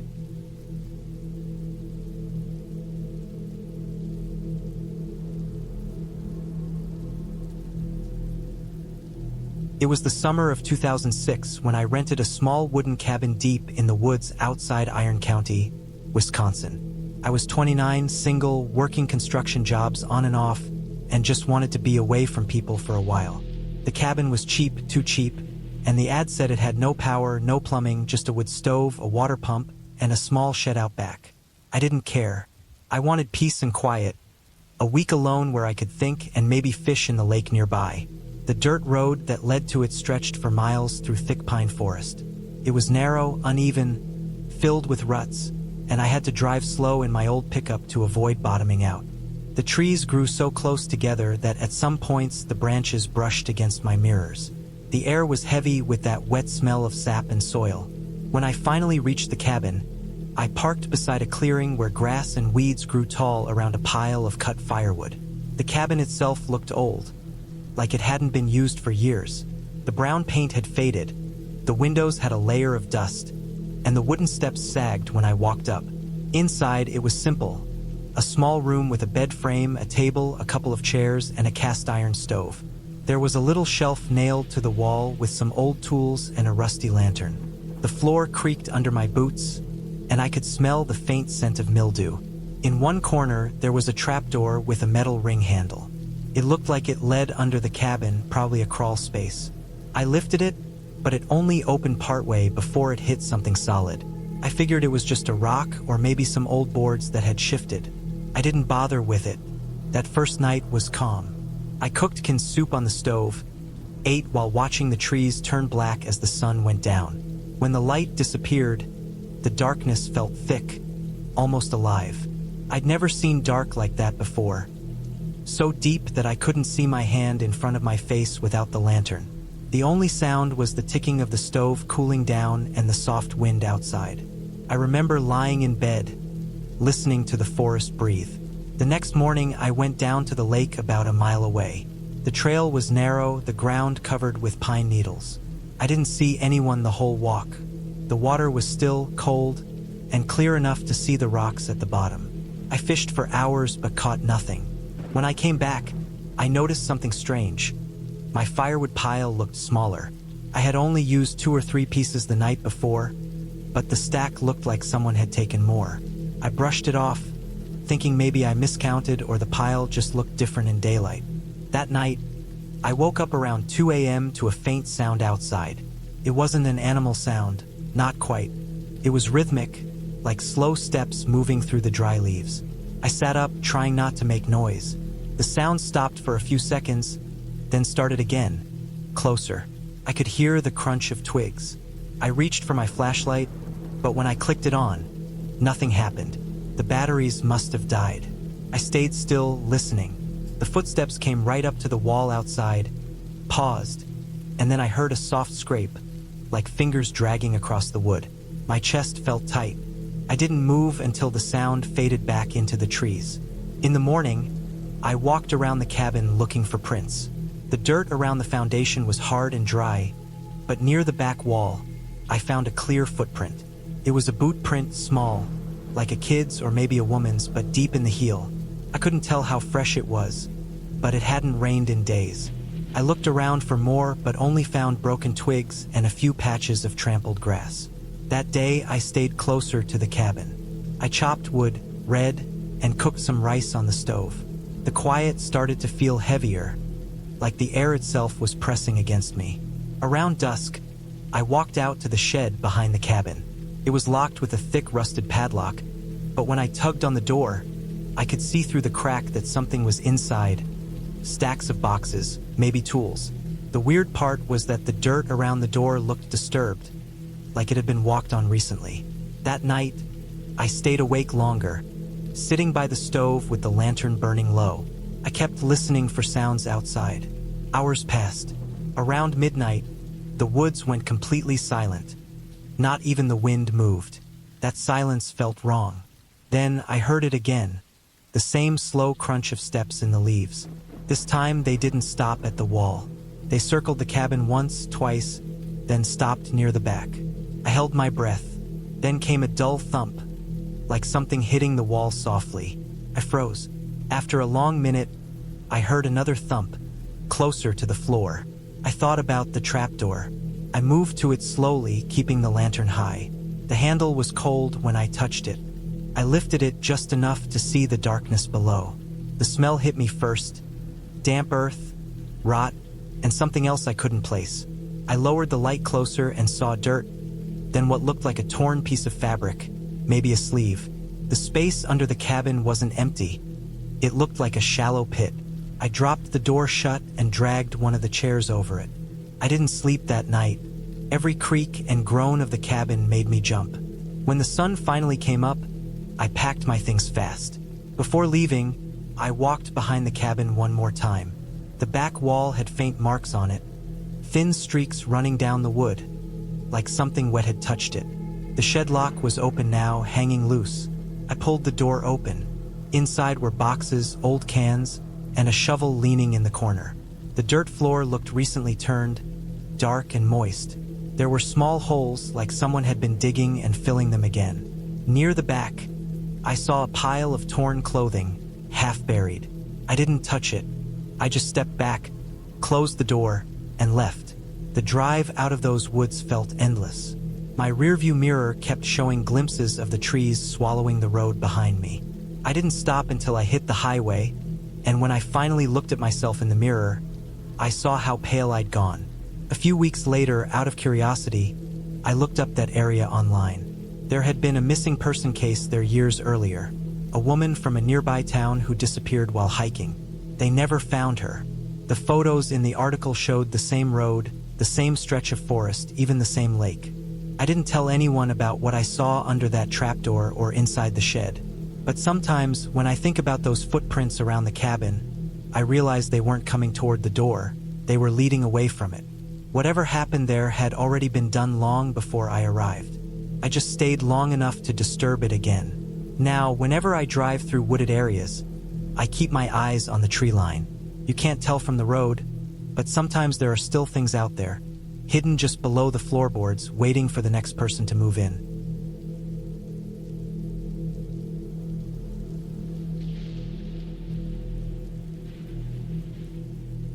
It was the winter of 2012 when I rented the small cabin at the edge of a frozen lake near Ironwood, Michigan. I was 27, working in a dull warehouse job, and needed time away from everything.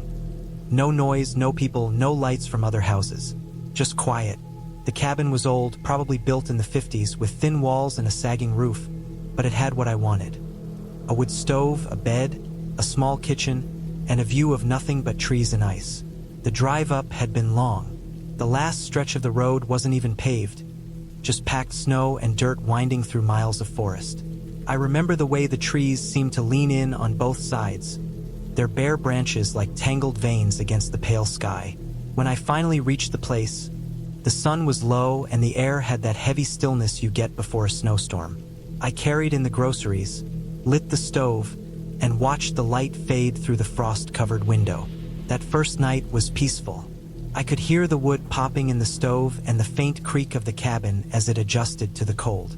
Outside, the wind brushed softly against the walls. I didn't see another person or hear a single car after I arrived. I had my phone but no signal. That was fine. I told no one where I was going except my brother, who didn't care much anyway. The days passed slowly, the way time moves when you're alone. I spent them hiking on frozen trails, cutting firewood, reading by the stove, and just sitting in silence.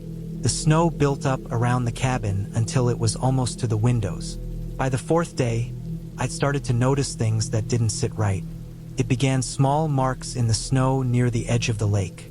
At first I thought they were animal tracks, maybe deer or coyote, but the shape looked off. They were too straight, too deep, almost like footprints, but longer. I went closer to look, but a thin sheet of ice cracked under my boots and I stepped back fast. When I looked again, the wind had already filled the prints halfway with powder. That night, I woke to a sound outside. It wasn't loud, more like a dragging noise. Not animal-like, but heavier, slower. I lay there listening, my heart thudding. The wind was calm, the stove burned low, and the only light came from the orange glow through the metal vent. The sound continued, something scraping near the porch. I tried to convince myself it was the snow shifting or maybe a fallen branch. Still, I didn't sleep much after that. The next morning, I went out to check. The porch had fresh snow, except for a few long streaks across the boards, as if someone had pulled something heavy toward the woods. My breath turned white in the air as I stood there staring at those marks. I followed them a few feet before they disappeared into the tree line. I told myself it was probably a deer carcass dragged off by wolves. I didn't see any blood, though. That day, I kept the fire going constantly. I didn't leave the cabin again except to bring in more wood. As it got dark, I locked the door. Not that it mattered much, since the lock was old and could be broken easily. The dragging sound came again that night, later this time. I didn't move from my bed. The noise came from the same spot, the porch, then it stopped completely. After a while, I heard a single thump, like something dropped against the wall, then nothing for the rest of the night. When morning came, I found something strange on the porch. A glove, not mine. It was thick, black leather, the kind used for construction or heavy work. Inside it was stiff with ice. I checked around again. No tracks this time, no signs of anyone. Just the glove and those faint drag lines. I put it on the table inside and tried to ignore it, but it sat there all day, dampening the quiet. By evening, the temperature dropped sharply. The air inside the cabin felt heavy, damp from melting snow on my clothes. I sat by the fire reading, but I couldn't stop glancing at the window every few minutes. The woods looked darker than usual. No moon, no movement, just a thick blackness pressing in from all sides. Around midnight, I heard a crunch outside.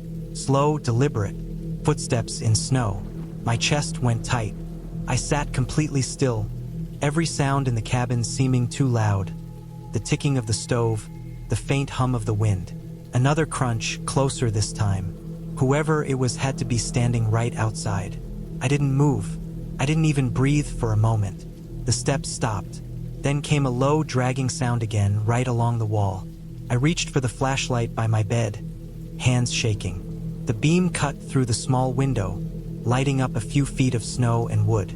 Nothing. I waited, the light trembling in my hand. Then I heard the creak of the porch boards. Someone was there right outside the door. I aimed the light at it, but all I saw was the frost glinting off the handle. The sound stopped. I waited almost an hour before I dared to move. Eventually, I fell asleep sitting upright against the wall, still holding the flashlight. When daylight came, I stepped outside again. The porch was covered in footprints this time, clear, human ones. Big boots. They circled the cabin twice and stopped right at the door. On the edge of the porch was another glove, this one smaller, torn at the fingers. My stomach sank. It felt like whoever had been there wasn't just passing by. They were watching. That was the day I decided to leave. I packed what I could into the car, threw the gloves in the trash bin out front, and started down the unpaved road. The snow made it slow going. About half a mile in, I passed an old pickup parked partly off the road, half buried in snow. The driver's door was open, no one inside, no tire tracks behind it like it had been there a long time. Something in my chest twisted when I saw that the truck bed was empty except for a large coil of rope and a shovel. The snow inside was fresh, meaning someone had opened that door recently. I didn't stop. I kept driving until I hit the main road and didn't look back. When I finally reached town, I stopped at a gas station. The man inside told me that an old logger named Harris had gone missing the month before. He used to live up near the lake, near where my cabin was. They'd found his truck abandoned in the snow but never found him. I didn't tell him about the gloves. I didn't tell anyone anything. I moved out of the state that spring. Every now and then, when it's cold and the wind pushes against the windows at night, I still hear that dragging sound in my head. Slow, steady, moving closer. I try not to think about what I might have heard on that porch, or what could have been standing just outside, waiting for me to open the door.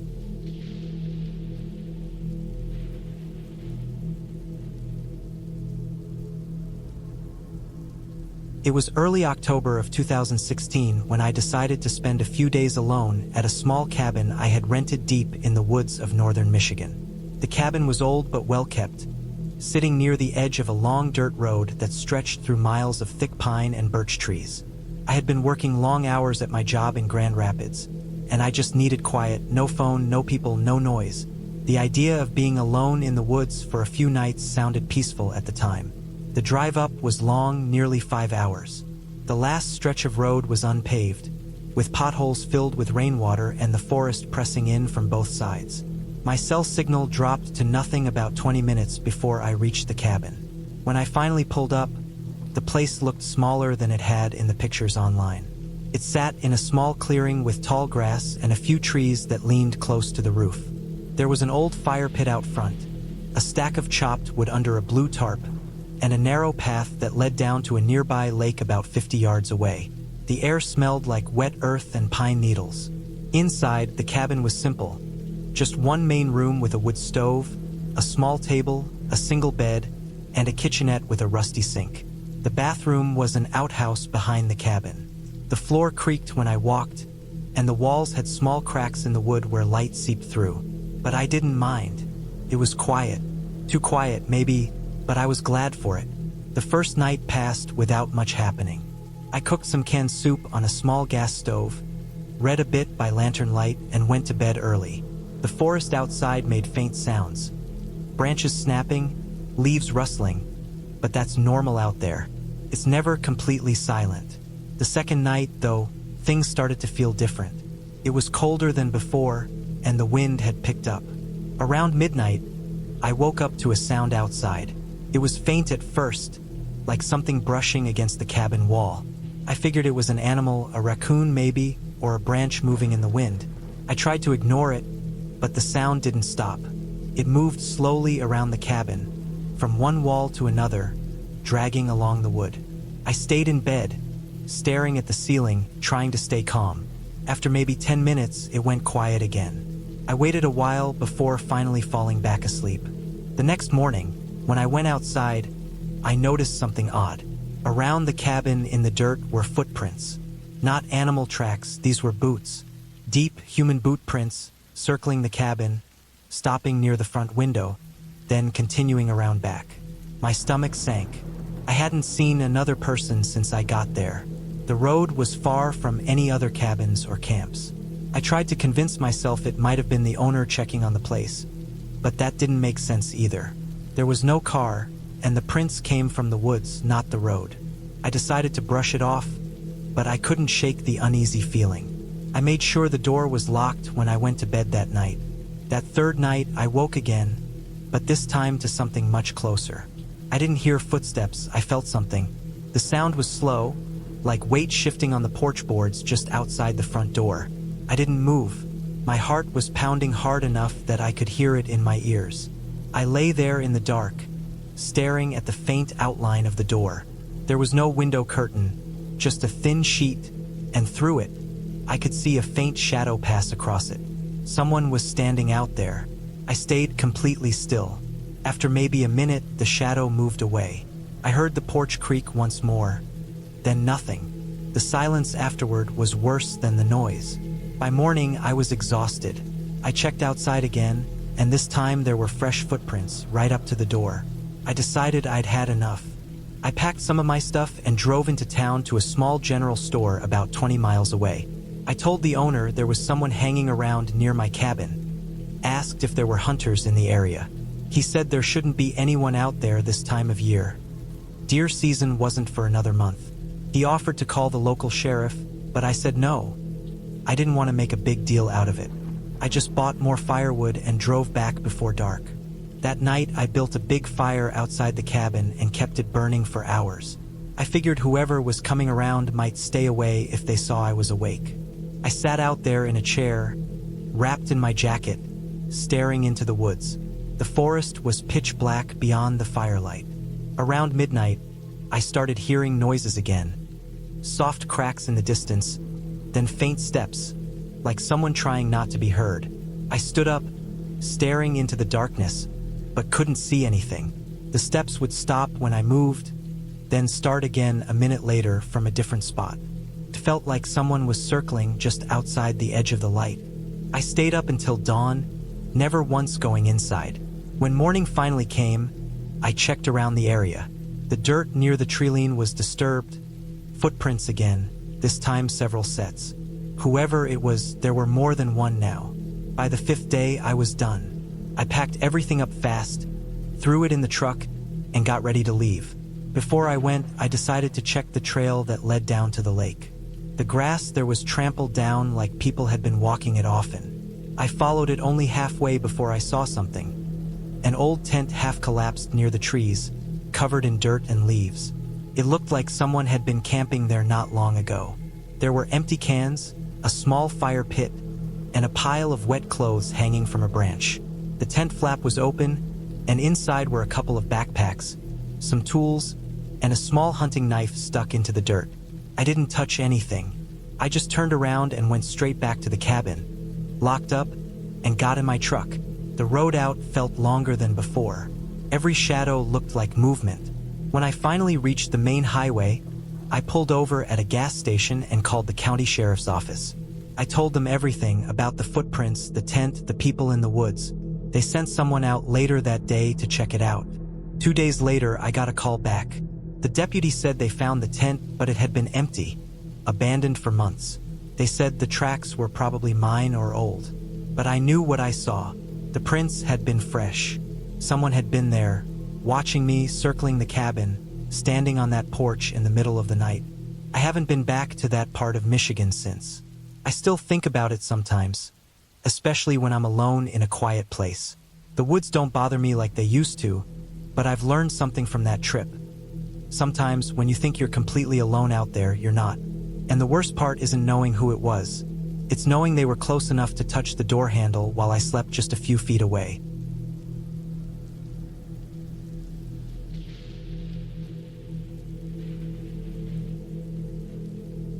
It was late October of 2014 when I rented a small cabin in northern Montana for a week.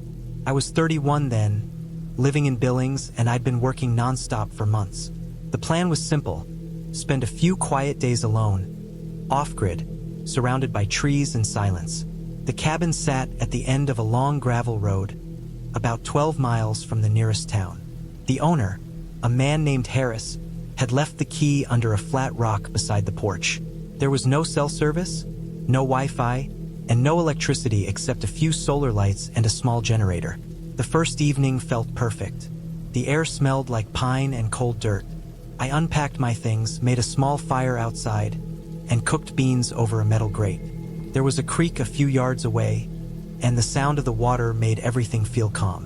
When the sun went down, the woods turned completely black. No streetlights, no nearby cabins, just the soft yellow glow coming from the cabin windows. It was the kind of dark that made you aware of every small sound.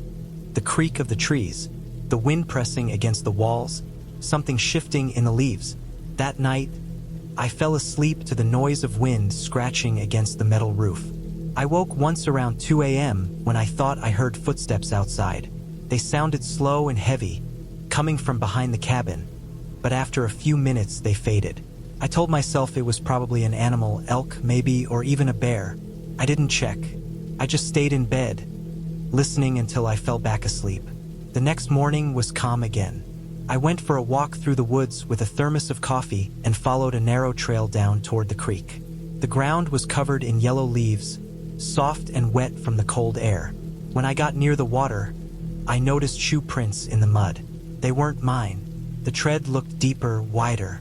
Someone with bigger boots had walked there recently.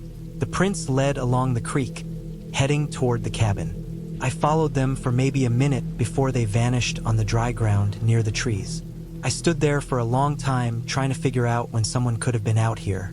Harris had said nobody lived nearby. I went back to the cabin and checked around it. Nothing seemed disturbed. Still, I couldn't shake the feeling that someone had been walking close by during the night. The forest was quiet, almost too quiet, like the air was holding its breath. That evening, I kept the fire going longer than usual and stacked a few logs near the door just in case. When I went to bed, I locked the door and pushed a chair under the handle. I don't know why, it just made me feel better. Around midnight, I woke again, this time from the sound of metal scraping. Came from outside, maybe near the generator shed. I lay still and listened. The sound came again. Metal against metal, short and sharp. I turned off my lantern and waited in the dark. After a few minutes, I heard faint crunching in the leaves. Slow steps, not an animal. Paused, then another crunch. I felt my chest tighten. The sound moved along the side of the cabin, just a few feet from the wall where I was lying. I could almost feel the vibration of each step through the wooden floor. It stopped right near the window. I held my breath and stared at the glass. The curtain was drawn, but I thought I saw the faintest shift of shadow behind it.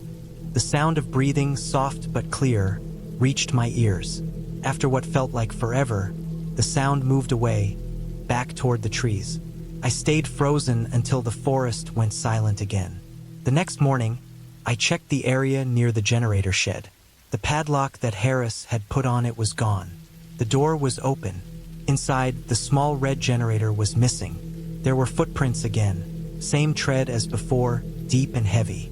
I followed them down the hill until they disappeared at the creek.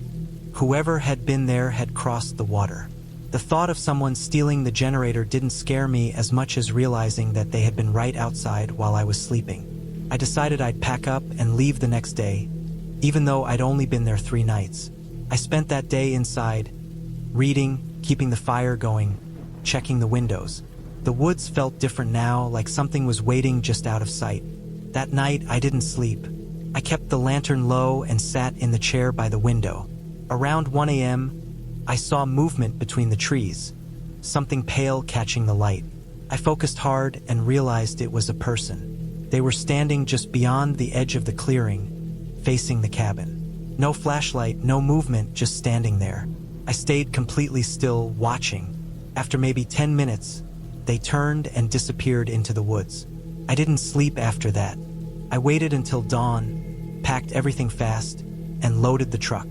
The air was cold enough to sting my fingers. Before leaving, I walked once more toward the creek, trying to see if there was any sign of that person. Across the water, between the thick trees, I noticed something odd. An old canvas tent, half collapsed, and beside it, piles of trash. I crossed over and looked closer. There were empty cans, torn sleeping bags, and what looked like tools, wire cutters, small containers of gas. A few scraps of meat left out on a plate. There were footprints everywhere. It looked like someone had been camping there for weeks, maybe months. The smell was strong, rot and smoke and something sour. Inside the tent, I found clothes, blankets, and a small notebook. Most pages were scribbles, but one had words that made my stomach drop. Cabin empty for the week. Watch nights. Move when he leaves. I backed away and ran to the truck. The forest was dead silent except for the wind moving through the branches. I started the engine and drove fast down that long gravel road until I reached the highway. When I returned the key to Harris, I didn't tell him everything. I just said someone had stolen the generator and that I didn't feel safe there. He looked surprised but not entirely shocked. He said things had gone missing before, tools, gas cans, even food, but he never found who did it. A few weeks later, I saw a short article online about a man found dead in the woods near that same area. The body was in a shallow creek bed, half covered in leaves. They said he'd likely been living out there for years, stealing supplies from cabins. The police found a camp nearby filled with junk, tools, and notebooks. Reading that, I felt the same coldness I'd felt that last night. The feeling of being watched, of someone standing in the dark, inches away, waiting. I realized how close I had been, how easily that week could have ended differently. I never went back to the woods after that. Every time I hear the sound of wind against a roof or the faint scrape of metal outside at night, I remember that cabin. The sound of footsteps, the missing generator, and the man watching from the trees, waiting for me to fall asleep.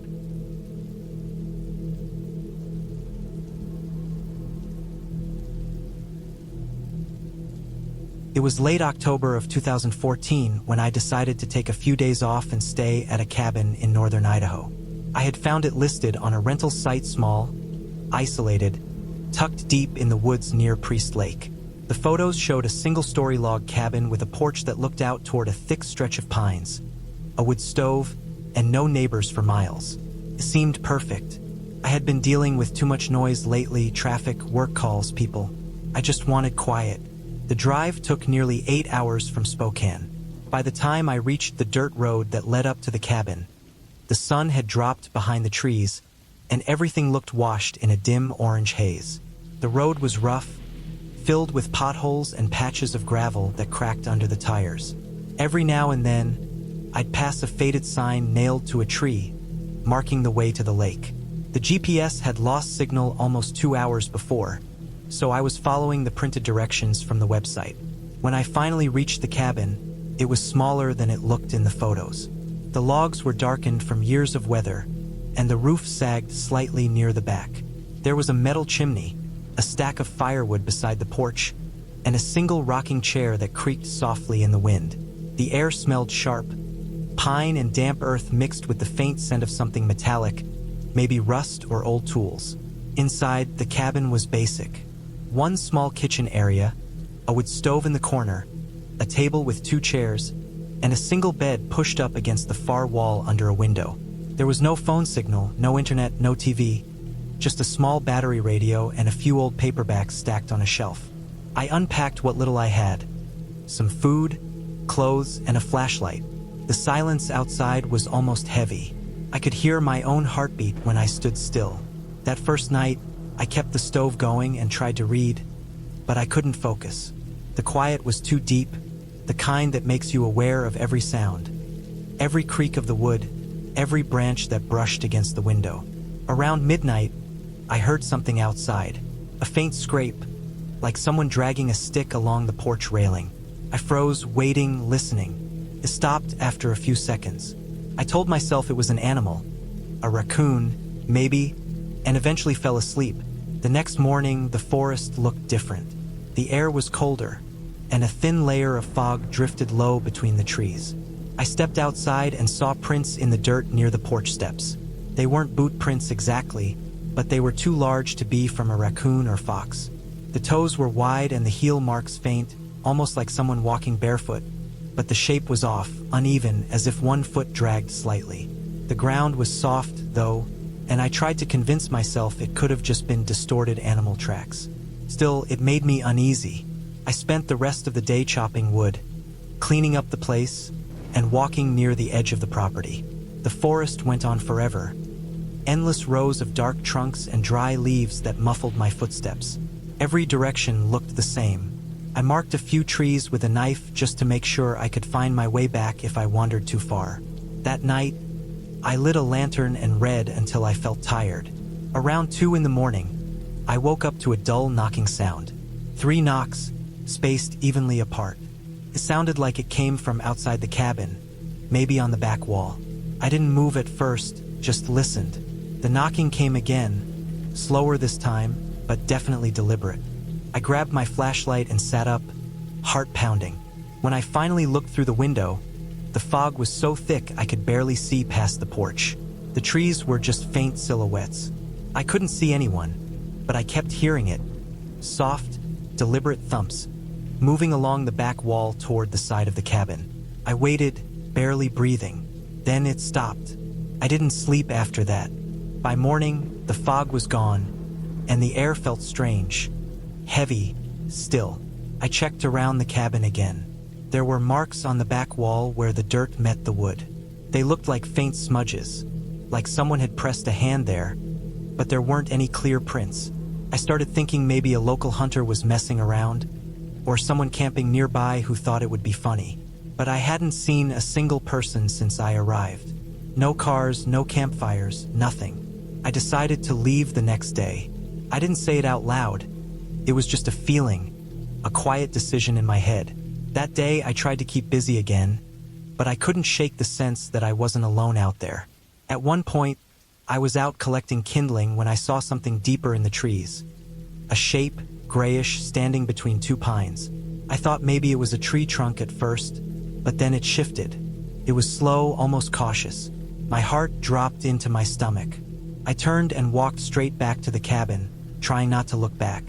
That night, I barricaded the door with a chair and kept the lantern burning until it ran out. I didn't hear knocking this time, but I kept catching faint noises. Twigs snapping, leaves moving, something brushing against the wall. At one point, I thought I heard breathing near the window. Not loud, but close enough that I could feel it. I stayed still until dawn. When daylight finally came, I packed everything as fast as I could.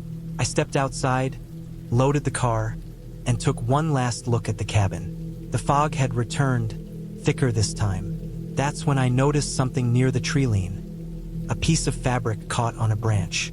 I walked closer and saw it was a torn bit of red flannel. Then I noticed more of them.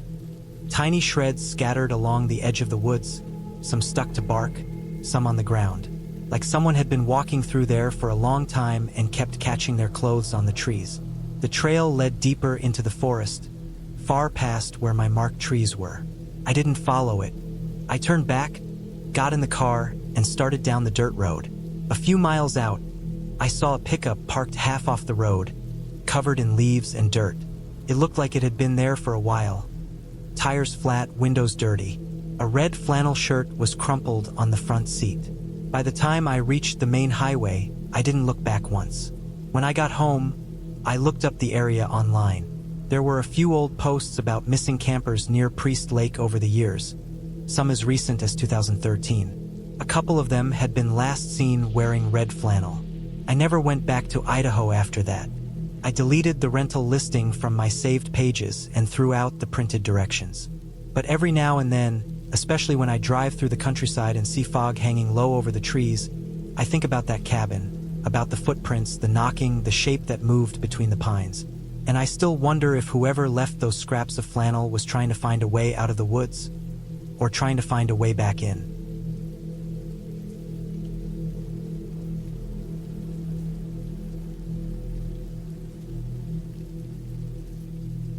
It was late October of 2012 when I decided to spend a few days alone at my uncle's old cabin near the base of the Elk Ridge Mountains in Colorado. The cabin had been in our family for years, used mostly for hunting trips or fishing weekends. I was 28 then, working as a mechanic in Denver, tired of the noise and traffic, needing a few quiet days to clear my head. I hadn't been there since I was a teenager, but I remembered the long dirt road that cut through the pine forest and the way the air always smelled like sap and cold stone. The drive took almost 5 hours. The last stretch was rough, the road narrowing until the trees pressed close on both sides. The sky was already dim by the time I pulled up. The cabin was just as I remembered it. Small, square, made of dark wood that looked nearly black in the fading light. The front porch sagged a little, and a few boards were soft under my boots. I unlocked the door and stepped inside. The air was stale, dry, and smelled faintly of mice and dust. I set my bags down and walked through the rooms. There were only two. The main room with a small kitchen area and an old couch by the window, and a back room with a cot, a dresser, and a wood stove. Everything was quiet except for the creak of the floorboards and the sound of wind outside. The forest around the cabin was dense, and the nearest neighbor was probably 5 or 6 miles away. I liked that. After unpacking, I lit a few candles and started a fire in the stove. The wood popped and hissed, the sound filling the silence. I had brought canned food, water, and a lantern. There was no cell signal that deep in the woods, but I had a small radio and a flashlight just in case. That first night, I slept surprisingly well. The quiet was heavy, but comforting in a way. The next morning, I woke up before sunrise. The windows were fogged from the cold. Outside, everything was covered in frost. The forest looked pale and still, with only the sound of a few birds somewhere high up in the trees. I made coffee on the propane burner and ate a can of beans for breakfast. Afterward, I went for a walk down the dirt trail behind the cabin. It led deeper into the woods and eventually down toward a small creek. I followed the trail for about an hour, listening to the crunch of leaves under my boots. The air was crisp, and every sound seemed sharper out there. The snap of twigs, the distant rush of water. When I reached the creek, I noticed boot prints in the mud near the bank. They weren't mine. They looked fresh, maybe a day old. Someone else had been down there recently. It didn't bother me at first. Hunters used the area sometimes. Still, something about the prints stuck in my mind. They led away from the water and disappeared into the woods where the trees grew closer together. By the time I got back to the cabin, the sun was high. I spent the rest of the day chopping wood and cleaning up inside.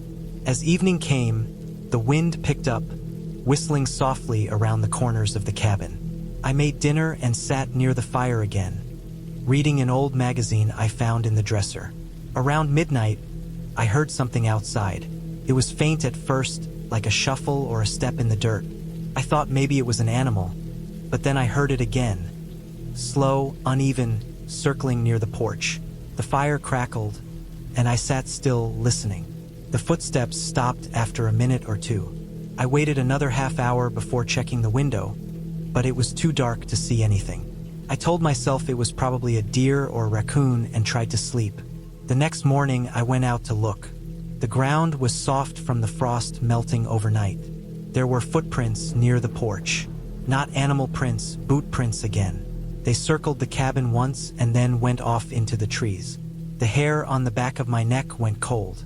I checked the shed behind the cabin. The old padlock was still on it, but one of the hinges looked bent, like someone had tried to pry it open. Inside, everything was as it should be: an axe, some tools, and a few rusty cans of nails. I felt uneasy but tried to shake it off. Maybe it was just someone hiking or hunting who passed by. That night, I couldn't relax. Every sound outside made me stop what I was doing. The forest seemed different now, quieter but heavier somehow. Around 11 p.m., I heard the crunch of footsteps again. This time, they came closer. I turned off the lantern and stood in the dark. My heart was pounding so hard I could feel it in my throat. The steps reached the porch and stopped right outside the door. I could hear the wood creak under weight. Then nothing. No knock, no movement. Just silence. I waited, holding the flashlight in my hand. After a while, I forced myself to look through the front window. The porch was empty. I didn't sleep much after that. The next morning, I found a cigarette but near the steps. Someone had been there. I didn't smoke, and no one else should have been around. I decided I'd leave that afternoon, but first I wanted to pack everything up and make sure my truck would start. When I went outside to check it, I noticed something that made my stomach twist. There were more footprints, fresh ones, coming from the woods and stopping a few feet from the driver's side door. Whoever it was had been watching the cabin. I threw my bags into the truck and started the engine. Turned over slowly but started. The dirt road back out felt longer than before. Every turn I took, I kept checking the mirror, half expecting to see someone behind me. The trees blurred past, and I didn't stop until I reached the main highway. When I got home later that night, I couldn't stop thinking about those footprints and the sound on the porch. A few days later, my uncle called me. He said someone had broken into the cabin. The back door had been forced open, the lock on the shed completely ripped off. The sheriff thought it was a drifter or someone living off the grid in the woods, probably watching for when people left. I never went back after that. My uncle ended up selling the cabin a year later. Every now and then, I still think about those nights out there. The sound of footsteps, the smell of smoke from the fire, the way the woods seemed to hold its breath. What unsettles me most isn't what I saw, but what I didn't. Whoever was out there wasn't lost or curious. They were waiting, and I was the only one there to wait for.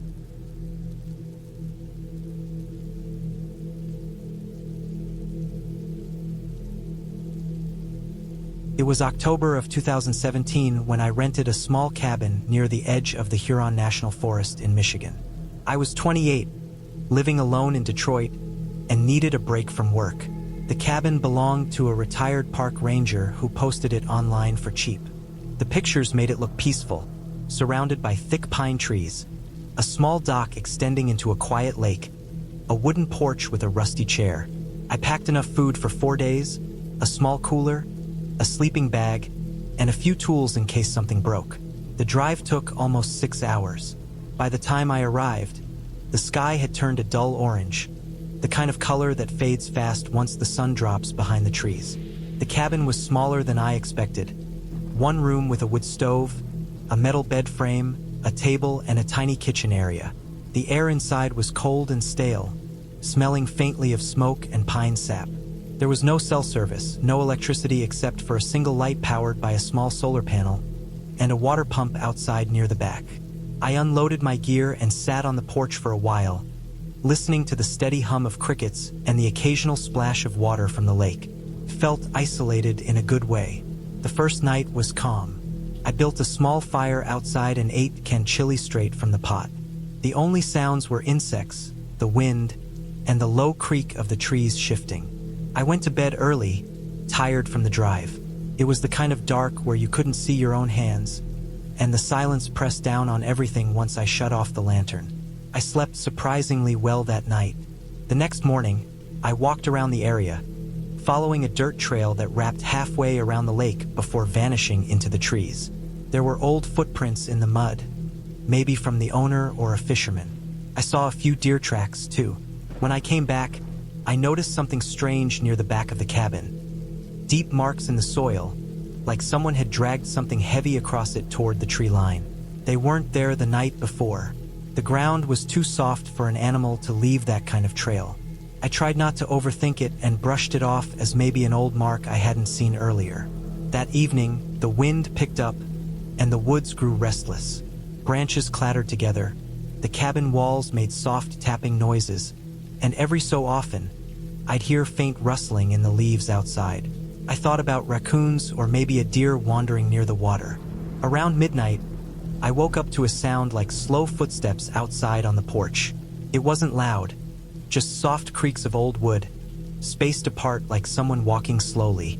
I lay still, my body stiff, listening to every sound. It stopped after maybe a minute. I didn't hear anything else, but I stayed awake for hours staring into the dark, waiting for another sound that didn't come. The next day, I found small pieces of bark and wood shavings near the porch steps, as if someone had scraped something along the edge. The footprints in the dirt were odd, too narrow to be boots, too long for any animal I could think of. I decided to stay alert but didn't pack up yet. I told myself it was probably a local kid or a hunter passing through. That night, The air grew colder. I could hear the wind brushing through the cracks of the cabin walls. Around 2 a.m., I woke again, this time to a faint thud outside. It sounded like something had fallen over near the back of the cabin. I reached for my flashlight, quietly stepped out of bed, and aimed the beam through the window. The yard was empty. The trees swayed lightly, and the beam caught bits of mist drifting over the ground. I went back to bed, trying to convince myself I was just hearing things. In the morning, I found that my water pump handle was bent, twisted slightly as if someone had tried to force it. There were fresh tracks again in the dirt, long, thin, and oddly straight, like impressions left by the edge of something dragged. The air felt heavier that day. Even the woods seemed quiet, as if the usual sounds had stopped. I tried fishing for a while to distract myself, but I kept glancing toward the tree line. I didn't see anyone, but I couldn't shake the feeling that I wasn't alone out there. That night, I decided to stay awake. I sat by the window with my flashlight and my hunting knife on the table beside me. The wind was low, just a light whistle through the trees. Around midnight, I saw movement at the far edge of the yard. Something or someone was standing just beyond the reach of the light. My eyes strained to focus. It wasn't an animal. It was too tall, too still. It didn't move for nearly a minute, and then it slowly stepped backward, disappearing into the trees. My chest felt tight. I waited another half hour before stepping outside with the flashlight. I swept the beam across the trees, the ground, the lake, but nothing. No sound, no movement, only the faint echo of my own breathing. At dawn, I saw that the trail of marks now led from the tree line all the way to the edge of the porch. I couldn't tell what was being dragged, but the soil was churned up deep enough to show something heavy had been there. I made up my mind to leave that morning. I packed my things as fast as I could, but when I tried to start my car, the battery was dead. I'd left it sitting for 2 days in the cold, but it hadn't been that cold. I popped the hood and saw the battery cables had been cut, cleanly, like with a knife or wire cutters. Panic started to creep in, but I forced myself to stay calm. I grabbed my backpack, some food, a flashlight, and began walking toward the main road. It was about 6 miles out. The woods were quiet except for the crunch of leaves under my boots. I kept looking back every few minutes. The deeper I went, the more uneasy I felt.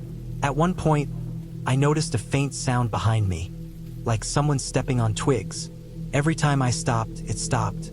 I walked faster, almost jogging. My breathing got heavy, and my hands were shaking from the cold and fear. After nearly 2 hours, I reached the dirt road that led back to the highway. I didn't stop walking until I saw a car, a park maintenance truck, coming from the other direction. I waved it down, and the driver gave me a ride into town. I told him my car battery had died, left out everything else. When I went back later with a tow service, the cabin's porch was torn up. The door was open and all the inside furniture had been shifted, like someone had gone through it. Nothing valuable was taken, just everything moved, disturbed. The tracks near the back were still there, deeper than before, leading away into the woods where the leaves had been cleared like something had been dragged through repeatedly. I never found out who or what was out there. The owner said no one else lived near that lake. I didn't go back for my fishing gear or the cooler I left behind. I moved on, but sometimes when I close my eyes at night, I can still hear those soft, slow footsteps on the porch. The sound of old wood creaking beneath careful, deliberate weight.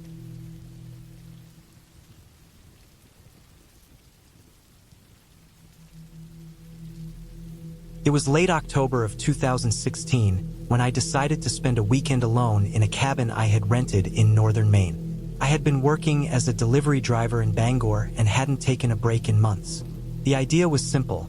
No phone, no internet, no city noise, just a small cabin near a lake surrounded by thick pine woods. I wanted silence and space to breathe. The drive took almost 6 hours, the last part on a narrow dirt road that looked barely used. The trees grew close together on both sides, their branches hanging low over the road, scraping the top of my car as I drove. By the time I reached the cabin, the light was fading. The cabin itself was small, maybe 20 feet by 20, made of dark wood that looked almost black in the late evening light. There was a small porch, a single rocking chair, and a set of steps that creaked when I tested them. The air smelled like wet pine needles and cold water. Inside, the cabin was simple. A small kitchen with a gas stove, a bed in the corner, a wood stove for heat, and one window looking out toward the lake.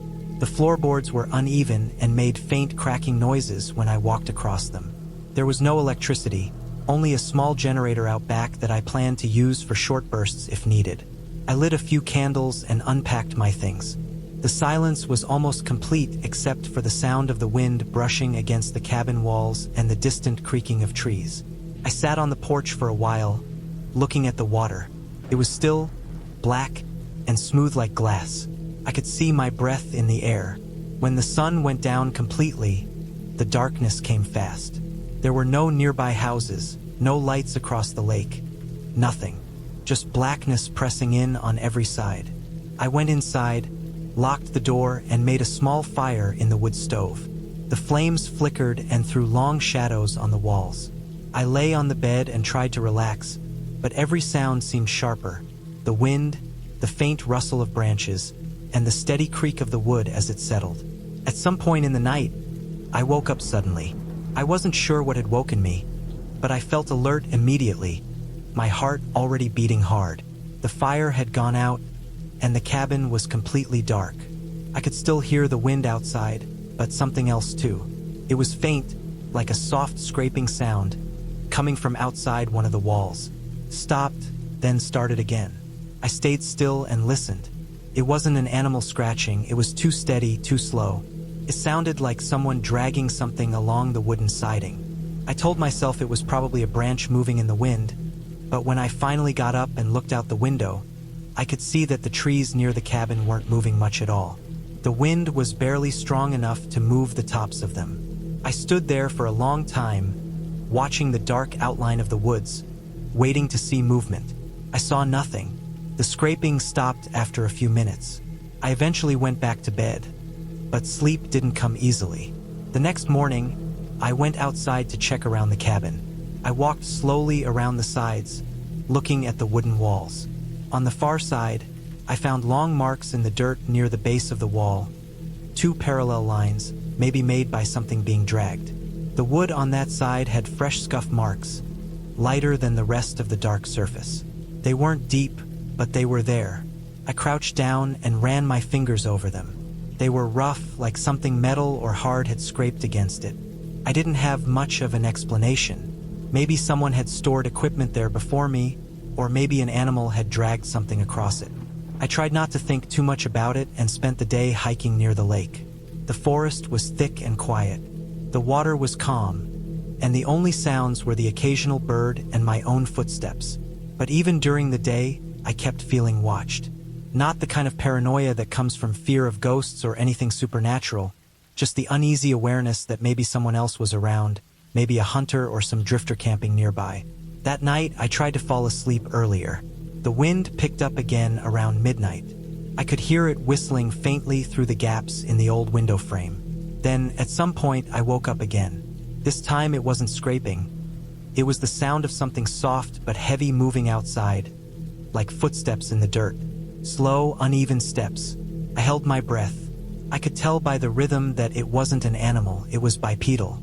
Person. The steps stopped right outside the cabin, near the door. Then silence. I stayed completely still, barely breathing, my eyes fixed on the faint light from the window. I waited for a knock, or the sound of the door handle turning, but nothing happened. Just the sound of my own pulse. I don't know how long I lay there, but eventually, the steps moved again, slow and deliberate, around the side of the cabin toward the back. Then they stopped again. I didn't move until morning. When daylight came, I went outside again. There were footprints this time, clear in the soft dirt near the back of the cabin. Human footprints. They led from the tree line toward the back wall and then stopped. There were no prints leading away, as if the person had stood there for a while and then vanished. I followed the tracks as far as I could into the woods, but they faded quickly among the leaves and pine needles. I didn't see anyone. That day I couldn't relax. Every noise made me tense. Even the sound of a branch snapping in the distance made my stomach tighten. I decided I would leave the next morning, even though I had planned to stay 2 more nights. I packed some of my things that evening, just to make it easier to go early. I left the generator off and sat in the dark, listening. Sometime past midnight, I woke up to the sound of something hitting the porch. It wasn't a knock. It was a dull thud, like something heavy had been dropped. Then came the faint creak of the wood, as if weight was being placed on it. Someone was standing on the porch. I could hear slow steps moving toward the door. My heart felt like it was trying to break out of my chest. The sound stopped right in front of the door. I didn't move. I waited, frozen in the dark. Then, a slow sound, the faint metal rattle of the doorknob being tested. Not turned fully, just nudged. Once, twice, then nothing. After what felt like hours, I finally heard the slow retreat of footsteps on the porch, then the crunch of dirt fading into the woods. At first light, I got in my car and left. I didn't even check the back of the cabin. I just drove, fast, down that dirt road until I reached the highway. When I finally stopped for gas 2 hours later, I noticed something. On the back door of my car, near the handle were fresh scratches, thin, uneven, and new. I never went back to that cabin. I don't know who was out there or what they wanted, but I still think about those footprints that ended at the back wall, as if whoever had been standing there never left. Sometimes I wonder if they were already inside before I even noticed.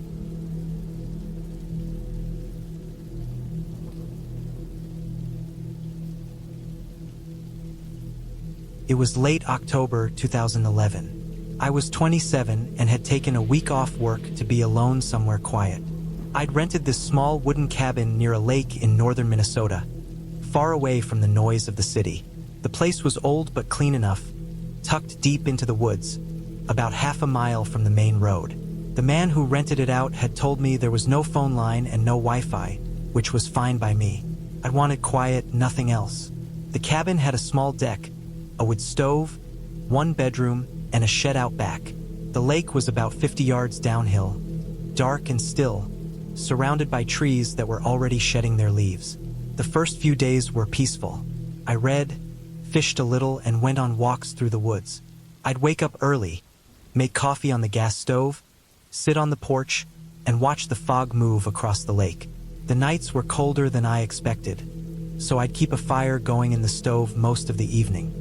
It was lonely, but in a way I liked. The kind of silence that makes your thoughts stretch out far. On the 4th night, something changed.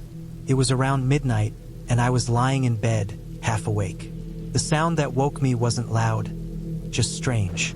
A slow, crunching sound, footsteps in the dry leaves outside. At first, I thought it was a deer or maybe a raccoon. But then the sound stopped near the porch, like someone was standing still. I held my breath, waiting for it to move again. Didn't. Just that dead silence afterward, the kind that feels too heavy. After a minute or two, I convinced myself it was nothing. Maybe my imagination, maybe the wind shifting branches. But when I woke up in the morning, I saw footprints in the dirt near the front steps. Not boots, but sneakers. Human. I remember crouching down and staring at them. They were small, maybe size 8 or 9, and fresh. The prints led from the tree line to the porch, then stopped. None went back. I tried to reason it out. Maybe some hiker had passed through, maybe kids fooling around. But there were no other cabins nearby, and I hadn't seen another person since I arrived. Still, I let it go. I went about my day, went fishing again, tried not to think about it. But that night, when the sun went down, I started feeling uneasy. I kept glancing out the window at the tree line, half expecting to see someone standing there. It rained that evening, heavy enough to drown out the small sounds outside. I thought the rain would calm me, but it made me more alert. Around 1 in the morning, I woke up again. The fire had burned low, and I could hear something outside. A dull tapping, slow, irregular. Took me a second to realize it was coming from the back of the cabin, near the shed. Top, top, top. Not loud, but clear enough to make my chest tighten. I stayed in bed, staring into the dark, waiting for it to stop. After maybe 10 minutes, it did. I didn't sleep again that night. In the morning, I checked outside. Everything looked normal. The rain had washed away any footprints. The shed door, though, was open. I knew I'd closed it the day before. I always did because the hinge creaked and bothered me. Inside, there wasn't much. Just a few tools, some firewood, and a stack of old cans. Nothing looked moved. I closed it again, this time sliding a thick branch through the handles like a makeshift lock. The fifth night was worse. I stayed up late, drinking from the bottle of whiskey I'd brought. I left a small lamp on and sat by the window, listening. Around midnight, I heard it again. The crunching steps, slower this time, circling the cabin. I could hear the weight shift in the dirt, like someone trying to move quietly but failing. I sat completely still, staring at the window. The sound stopped on the porch again. Then there was this faint creak, the old wooden step near the door. Someone was standing right outside. I didn't move for a long time. The lamplight made it impossible to see outside clearly, just my reflection in the glass. I finally reached over and turned it off. The darkness came down heavy.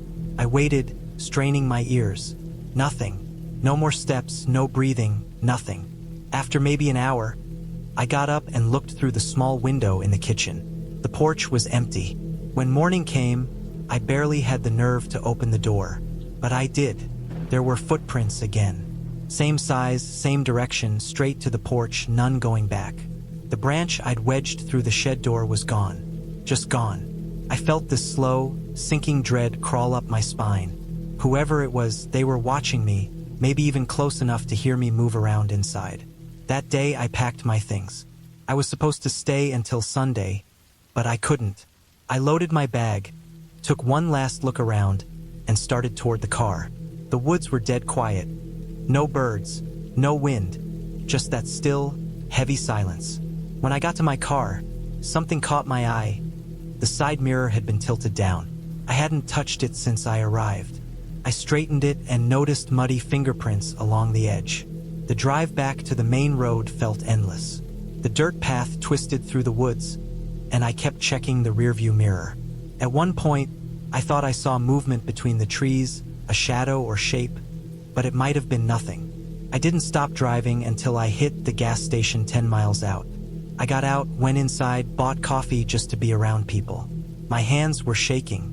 When I finally calmed down enough to think clearly, I called the man who owned the cabin and told him I was leaving early. I didn't explain much, just said something felt off. He sounded annoyed but said fine, leave the key under the rock by the steps. A week later, I got an email from him. He asked if I'd been the one who broke the shed door. Said he found it busted open. The branch snapped in half, and the back window of the cabin cracked from the outside. He thought maybe a bear had done it. But I know what I heard that night. It's been years now, but I still think about those footprints. The way they always came but never went back. Whoever it was, or whatever reason they had, they knew I was alone out there. They waited, they watched, and they wanted me to know it. I never went back to that lake. I deleted the rental website, threw out the map, and told myself it was over. But sometimes, when I wake up in the middle of the night, I swear I can hear it again. That slow, careful crunch of footsteps outside my window, moving closer, stopping just before the porch.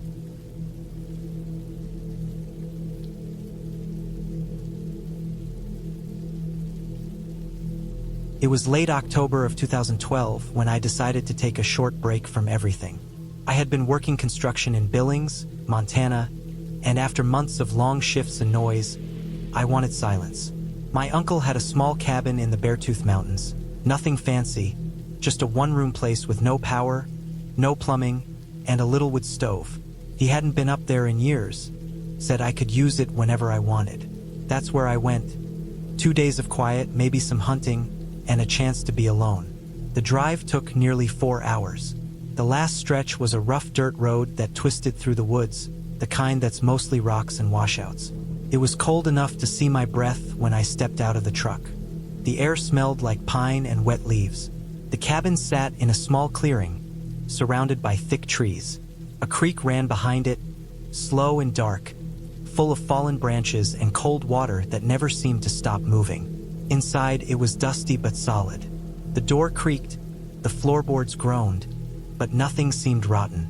There was a cot, a little table, a shelf with some old cans and nails, and a few animal traps hanging on the wall. I unpacked my sleeping bag and supplies, got a small fire going in the stove, and just sat there for a while, listening to how quiet it was. The first night was peaceful. I heard wind and the occasional creak from the cabin settling, but nothing else. In the morning, I hiked down toward the creek, followed it for about a mile, and saw a few deer prints in the mud. I didn't bring a rifle, just a knife and an old camera, but I enjoyed walking. It felt like I was the only person in miles. Later that afternoon, I noticed something strange. About 100 yards from the cabin, near the tree line, I found a pile of bones. They weren't scattered like from an animal kill. They were stacked, kind of neat. The bones looked old, maybe deer, maybe elk, but the way they were arranged bothered me. A few ribs were leaned against a rock, and smaller pieces were laid on top like someone had placed them there on purpose. I told myself maybe a hunter left them like that, but it didn't feel right. I kicked some dirt over them and walked off. That night, the woods felt different. I couldn't hear the wind anymore, just the constant dripping of water somewhere outside and the faint creak of trees shifting. Around midnight, I woke up to the sound of footsteps in the leaves. They were slow, steady, like someone walking just beyond the edge of the clearing. I held my breath and listened. The steps would stop, then start again. I looked through the small window but couldn't see anything. It was too dark. After maybe 20 minutes, the sound stopped completely. In the morning, I checked around outside. There were boot prints near the back of the cabin, fresh ones. Not mine. The prints were deep, pointed toward the creek, and whoever made them had walked close to the walls, almost like they were circling. My stomach dropped when I saw that one of my boot tracks from the day before had been stepped on, like whoever it was had followed the same route. I didn't see anyone all day. The forest looked the same as before, but I couldn't shake the feeling that someone was still there, somewhere nearby. I thought about leaving, but it was already late afternoon, and the dirt road was rough enough that driving it at night would have been stupid. I locked the cabin door with a piece of metal wire and kept my hunting knife close by the cot. That night, the footsteps came back, only this time they didn't stay outside. Around 2 a.m., I heard the door handle rattle. It was soft, like someone trying to be quiet, then a slow scrape of metal against wood. I could hear breathing just on the other side. The stove fire had gone out, and the cabin was pitch dark. I didn't move, didn't even breathe. After a while, the sound stopped again, and I thought maybe whoever it was had gone away. When morning came, I opened the door. On the ground outside were more boot prints, and next to them, something that made my stomach twist. A small piece of deer hide nailed to the doorframe. It looked freshly cut, still wet. Whoever had been out there had taken the time to leave that. I packed my things right away. I didn't even eat breakfast. But when I got to my truck, I found that someone had let the air out of both rear tires. They weren't slashed, just completely deflated. The nearest town was nearly 30 miles away. I didn't have a spare that would last that long. I ended up walking. I carried a few things: knife, water, some jerky, and started following the road downhill, hoping someone would pass by. After maybe 2 hours, I heard something behind me. Footsteps again, steady, matching my pace. When I stopped, they stopped. I turned around more than once, but the road curved enough that I couldn't see far behind me. Eventually, I cut off into the trees, thinking I could lose whoever it was. I followed a ridge, crossed a shallow stream, and tried to circle back toward the main trail. The forest was silent except for my own steps and the occasional snap of a twig. Then I noticed movement through the trees. A person standing still, maybe 50 yards away. I couldn't make out their face, but they were wearing dark clothes and a hood, just standing and watching. I didn't run right away. I stared for a few seconds, and when I blinked, they were gone. Not walked away, just gone from sight. I turned and moved fast, trying to get back to the truck. When I finally reached the clearing again, the truck door was open. My sleeping bag and food were gone. Whoever it was had gone through everything. I left the cabin behind that day. I walked until a ranger truck finally found me near the base of the road in the evening. They said people sometimes go missing in those woods, hikers or squatters living off-grid. I didn't tell them everything, just that someone had been following me. A few weeks later, when I went back with my uncle to tow the truck out, we found the cabin door wide open and the inside completely stripped. The traps, tools, cans, everything was gone. On the table was something small and white. One of the deer bones from that pile I'd seen earlier, polished smooth, standing upright like someone had balanced it there on purpose. I never went back after that. The cabin's still there somewhere, maybe being used by whoever was out there that week. Sometimes, late at night, I still think about those quiet footsteps circling the walls and that piece of hide nailed to the door. It makes me wonder how long they had been watching me before I ever heard them.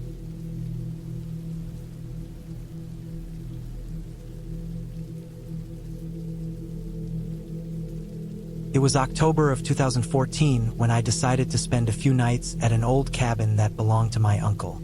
It sat alone in the woods near the edge of northern Minnesota, not far from a lake that didn't even have a proper name on most maps. The cabin hadn't been used in years, maybe since my uncle passed away in 2005. My parents had thought about selling it, but no one wanted to go through the trouble of driving up there to clean it out.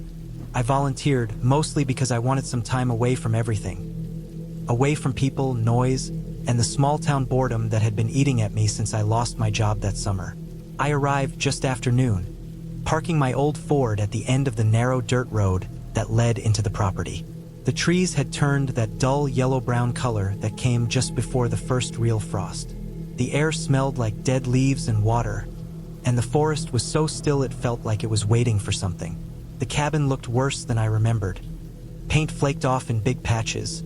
One of the front steps was cracked, and the small window over the sink was boarded up. The roof sagged slightly in the middle, but it was still standing, and that was enough for me. Inside, it was exactly what you'd expect from a place that had been untouched for years.